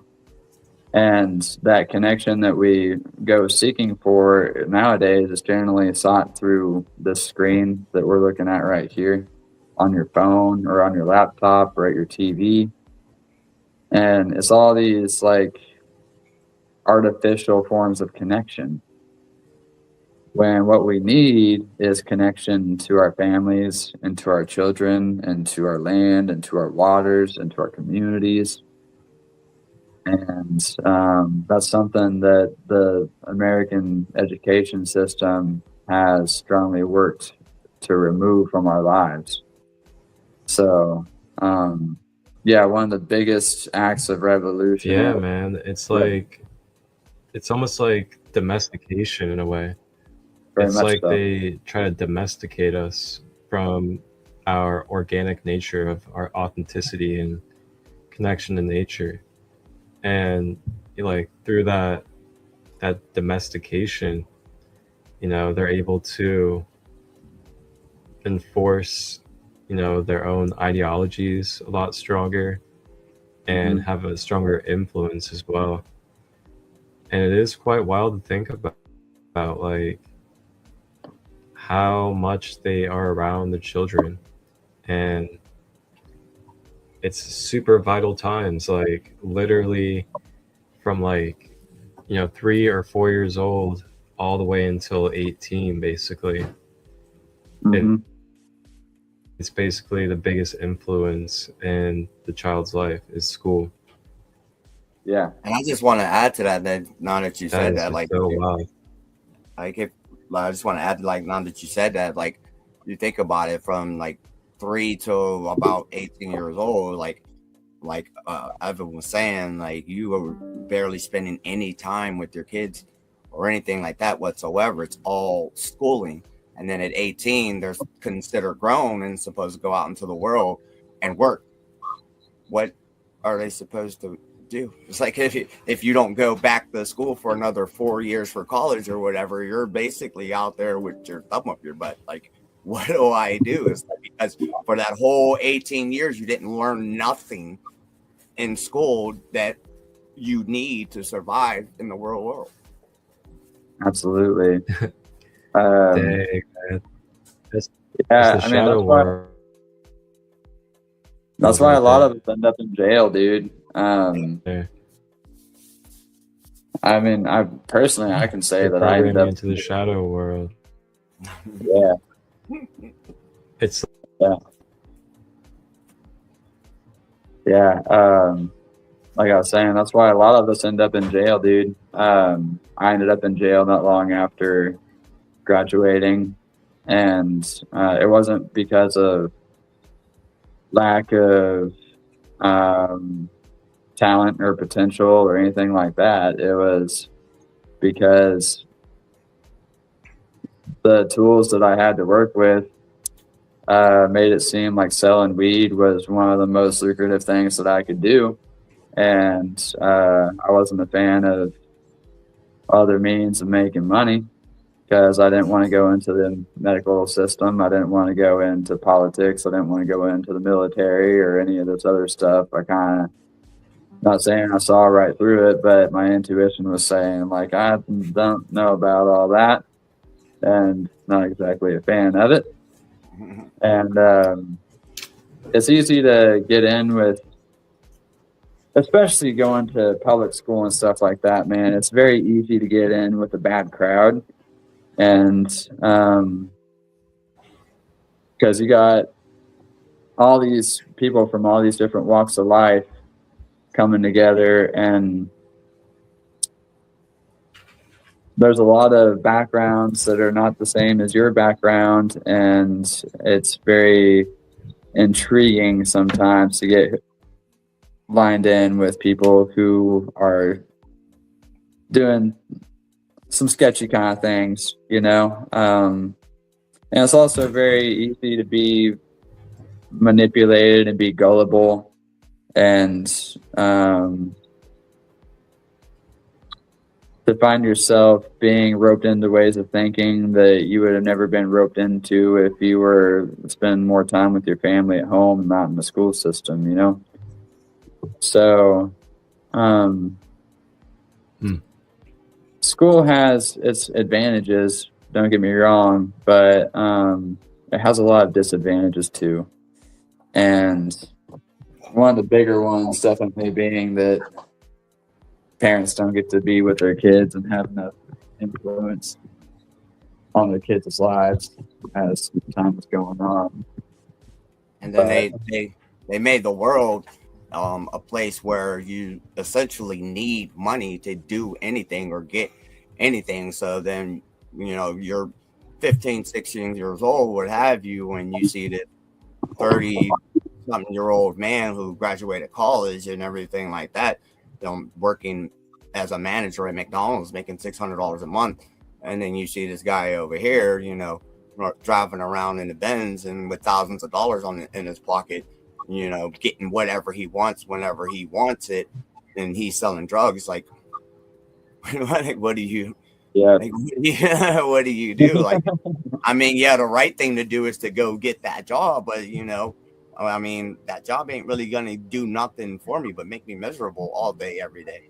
So, like, exactly. You know, if they would teach, you know, how to actually like give like finance classes or something like that on how to manage money or things like that, or like just anything like that. It's like we're in a world that's ran by bankers, but they don't teach you nothing about finances or banking in school, and then expect you to go out and work a 9-to-5 for pennies and make it through a chaotic world that we're in. Yeah. With no passion. Well, that's one of the biggest reasons that addiction becomes so prevalent, is because whenever I actually just went through a whole drug and alcohol class, so I'm an expert on this now. Not really, but it was group meetings is what it was, 1 hour a week. But thanks, Indiana. I'm apparently a drug addict for consuming cannabis, but not bitter at all, I promise. But one of the things that I learned in this class, I'm grateful that I went through it because I did learn some stuff, especially when it comes to psychology about this kind of stuff. One of the things that people miss is purpose. If you don't have a purpose and you don't feel like you're contributing to the greater good of humanity, and you feel like you're just spinning your wheels and you're not getting anywhere, you're not getting your bills hardly paid, you're going to feel depressed and you're going to feel anxious and you're going to feel disconnected from like the entire world and from yourself. And it's whenever you start to search for having a purpose, whether it be through writing music that can help people or producing art or hosting retreats like Marcus is doing, or going out and pioneering like ways of regenerating our soil. And I keep going back to agriculture, but dude, golden, like healthy soil is gold. Truly, it really is. You can't eat gold, you can't eat oil, but you can eat healthy food that comes from the soil, right? So whenever you start to move with purpose, whenever you start to live in a way that not only serves you, but it serves the greater good for everyone and every other living organism, you start to realize that you do have a purpose and that you can make a change and that you have the power within you to actually benefit everything around you through what you do. And that's whenever you start to feel the depression go away. That's whenever you start to feel the anxiety go away. That's when you start to feel happiness and a sense of fulfillment, because you're starting to leave or live a life that one would say God intended for you to live, to be of service to you, your family, and future generations, and our waters and our entire environment, you know? So without having purpose, it's very easy to seek validation and purpose through means of substance. And it's easy to give your power to a substance, especially alcohol or heroin or meth. A lot of people like meth because you feel productive as fuck when you do it. But the sad truth is you start a bunch of projects like 99 and you get about 45 halfway done, and then you're on to a new one. So it's not a very productive thing at all. But meth is bad, don't do it. But it's easy to try and find purpose in substances, and it's easy to try and find purpose in a whole bunch of places that you're not going to find it in, unless it means being of service to the greater good. So if there's anything that I can give advice-wise to anybody out there, even if it's just homeschooling your kid, or I'm finding a lot of purpose personally in teaching people music at Guitar Center through the week. Like that sets my fucking soul on fire, dude, because it's like I'm actually teaching people something that learning one chord on the guitar will change your life forever, because then you know how to play the guitar. You might not know how to play it well, but you know how to play it. So like that's something that automatically changes your life for the better as you go on. And it can be like a creative outlet whenever you start to go into the world. And music is something that's always going to be by your side, no matter what. You can always hum, you can always tap your feet, you can always clap your hands, as long as you got your limbs anyway. Sorry to the people that don't. There's always some sort of music that you can make, right? And it's finding little things like that that can help you feel a sense of purpose, so that you don't have to go looking in substances for it, and so that you don't have to go looking for external validation for it. It's always within you, and you've got the purpose. It's just what you do with your energy and time that makes the big difference, right? And even if you can't play an instrument, like me, for instance, like I don't play any instruments, but I use my voice as an instrument. But even if you couldn't sing, like you can write poetry, you can write a song, or just write your feelings down on paper and send it to somebody like me who is a songwriter and turn it into a song. You know what I mean? And it's like there's so many things that you can find purpose in. It like I said, even if don't get sidetracked, say, oh, well, I can't play the guitar, or I can't sing, or there's plenty of things that you can do that can help you to find purpose. I did a complete 180 in my life just simply by writing the album about everything that I was depressed about and getting it out and just releasing that energy. You know what I'm saying? And, yeah, man. You know what I mean? So yeah, that's alchemy right there. You know, that's the whole gist of like the Philosopher's Stone or anything like that, where you're taking a literal pile of shit and you're turning it into gold. And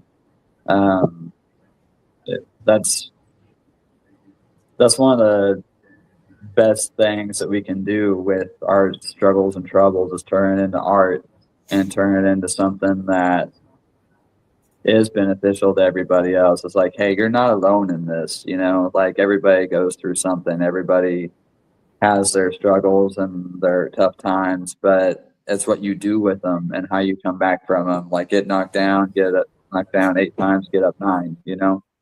So, and it helps you to release all of that energy, so you're not holding it in, causing your body dis-ease. You know what I mean? You're actually like releasing it out. You're not holding, because when you hold it in and you bottle it up like that, that's when depression gets severe to the point where suicides unfortunately happen and things like that. So, you know, just getting it out in any type of way you can, any type of creative way you can, just it helps a lot. Yeah, it truly does. Very important. I was gonna say something, but it left me momentarily. If it's meant to come back, it'll come back. But we do have about 15 minutes or so. Cool. Right on. Yeah, and being able to realize that the struggles and troubles that we face in this life can be your teachers is a massive step forward in any way, shape, or form for anybody. I just released a song in February called Dragonfly, and it was actually about going back to jail last October. And it talks about how your life can be flipped upside down in a matter of moments. Like it only takes 1 second for your life to change completely, and then things are never the same again. And it's what you do with that. You can either be consumed by it and you can let it keep you depressed and keep you down, or you can choose to find gratitude in those situations, and you can choose to be like, okay, the sun's still shining. I got up today. I'm still fucking breathing. I can still walk. My heart's still beating. Birds are chirping. You know, life is still happening, even though things feel off. And I can be grateful for those. I can be grateful for the small things. And the more that you can be grateful for the small things, the more that you're able to take those big situations that are what I analogize. I create analogies between those big scary situations being this dragon that we're facing, right?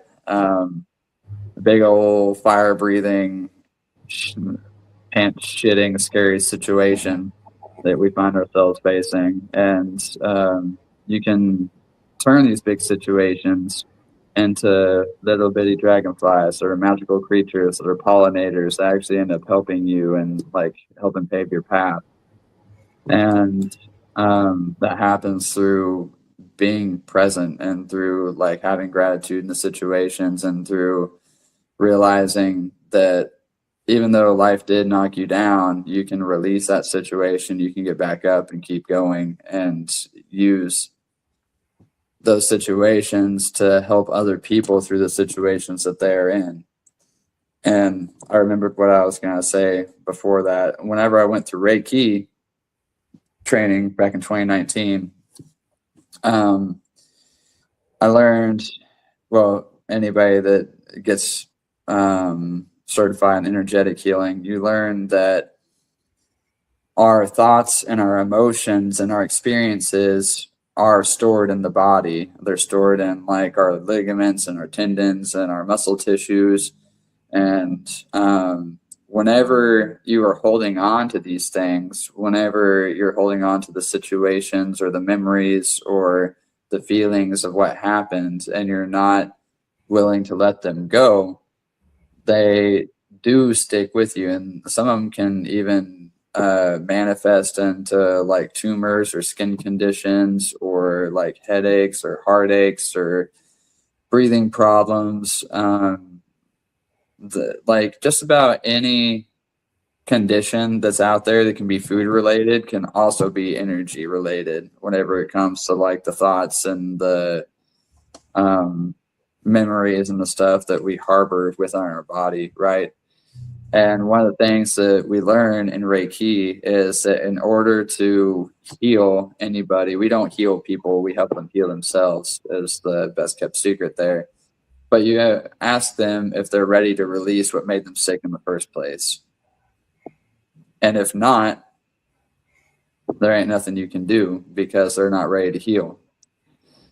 So in order to be able to heal, in order to get past your depression, in order to get past your anxiety, in order to get past any of the things that you face yourself, you have to be willing to give up what got you there. And that comes right back around to giving up beliefs that we were taught in church, giving up ideas that we were taught in school, learning new things, learning new skills, and letting that old programming of the self go. And whenever you do that, you're allowing space for new information and for a new way of being to come in that's more aligned with the new earth that we're trying to create collectively.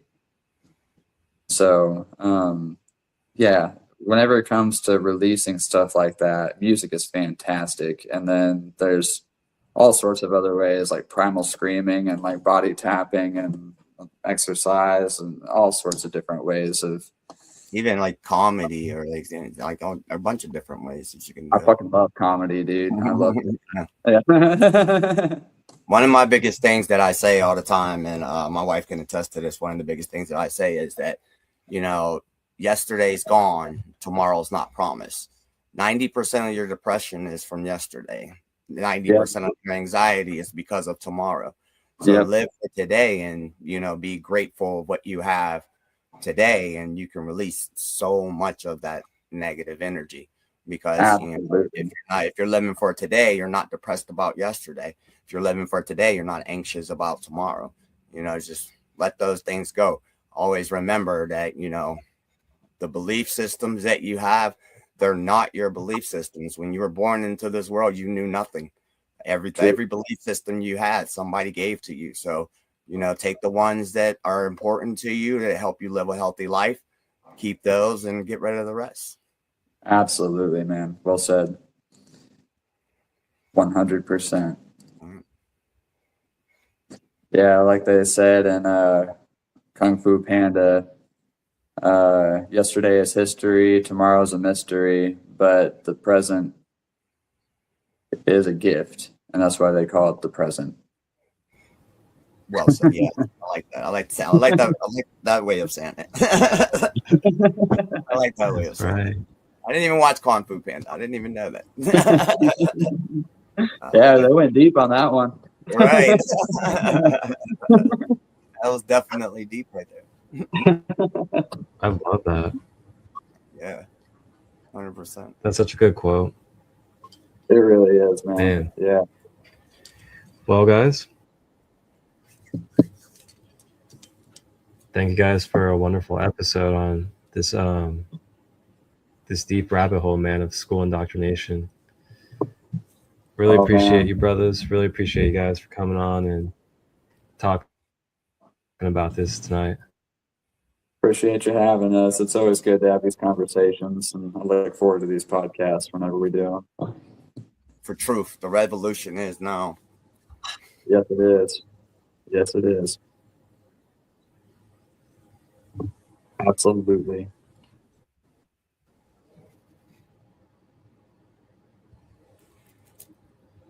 Marcus still has a lag there. With that being said, you guys can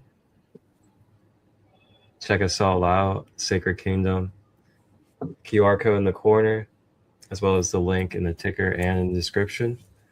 You can check out our link page. You can check out Evan's music as well as Cricket and all of my one-on-one healing services and retreats as well. If you guys have any questions, just reach out. We're always open in the building and continuing to form these bridges with community and continue to become more self-sustainable and share the knowledge and wisdom with each other. And, you know, it really is going to come to us. It's going to come down to what we do and what we do with our time and energy and these wonderful powers that we have with this divine energy. So stay mindful and just remember to reach out to your communities and take care of yourselves.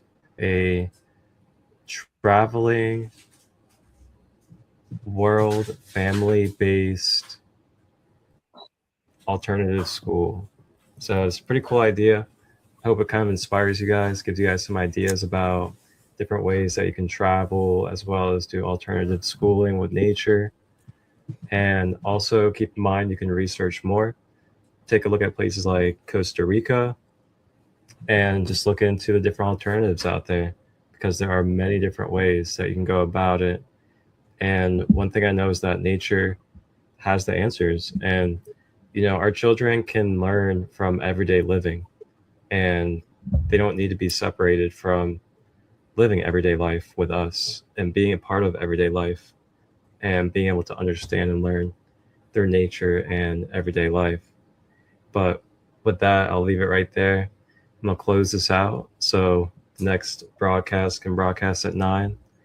And again, I thank you guys. You brothers have a good night. One love. One love, man.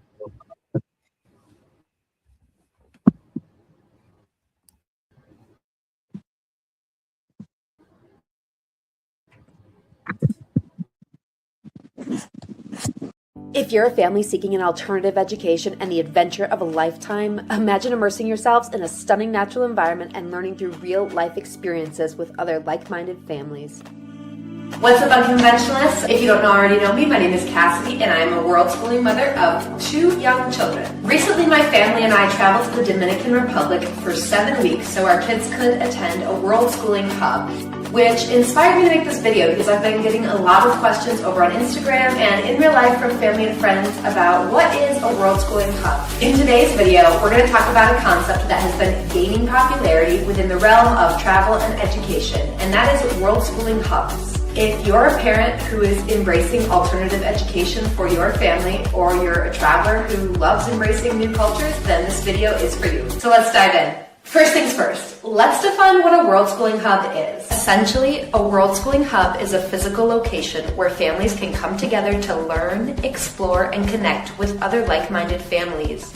These hubs are located in different parts of the world, and they provide a unique opportunity for families to immerse themselves in different cultures, languages, and ways of life. So what are the benefits of world schooling hubs? They offer families the opportunity to provide a well-rounded education for their kids that goes beyond a traditional classroom setting. By exposing kids to different cultures, languages, and ways of life, they can develop a deeper understanding and appreciation for the world around them. Additionally, World Schooling Hubs can offer a sense of support and community for families who are always on the move. This can be especially helpful for digital nomad families or for families who are traveling full-time while still working remotely and need some daytime support while they get work done for their kids. Now let's take a look at some examples of World Schooling Hubs. On our most recent trip to the Dominican Republic, our kids attended the Human Hive. The Human Hive is a World Schooling Hub located in Cabrera on the northern coast of the Dominican Republic.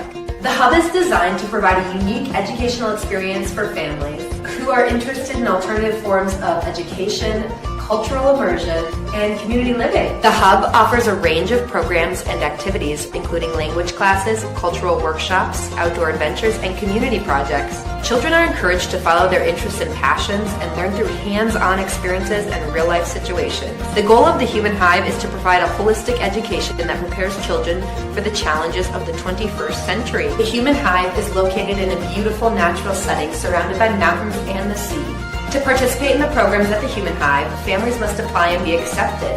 The Human Hive offers multiple sessions each year, ranging from 2 to 6 weeks for each program. If you're interested in participating in the Human Hive, I will leave a link in the description below, so be sure to check that out if this school looks like everything you hoped and dreamed in an educational experience for your children. Overall, the Human Hive World Schooling Hub in the Dominican Republic offers a unique and enriching educational experience for families who are interested in world schooling and cultural immersion. There are also hubs in Luxor, Egypt, Bali, Indonesia, Sintra, Portugal, Cyprus, Greece, Tuscany, Italy, New Zealand, South Africa, Vietnam, Thailand, Cambodia, Costa Rica, Turkey, and so many more, as well as pop-up hubs being offered in new locations all the time. If you're interested in finding a World Schooling Hub, there are a few ways you can go about it. One easy way is to do a simple online search using keywords like World School Hubs or Family Travel Education. Another great option is to connect with other World Schooling families on social media. Don't forget to ask for their recommendations. You can also check out websites like purelypacha.com, which offer compiled lists of different hubs around the world.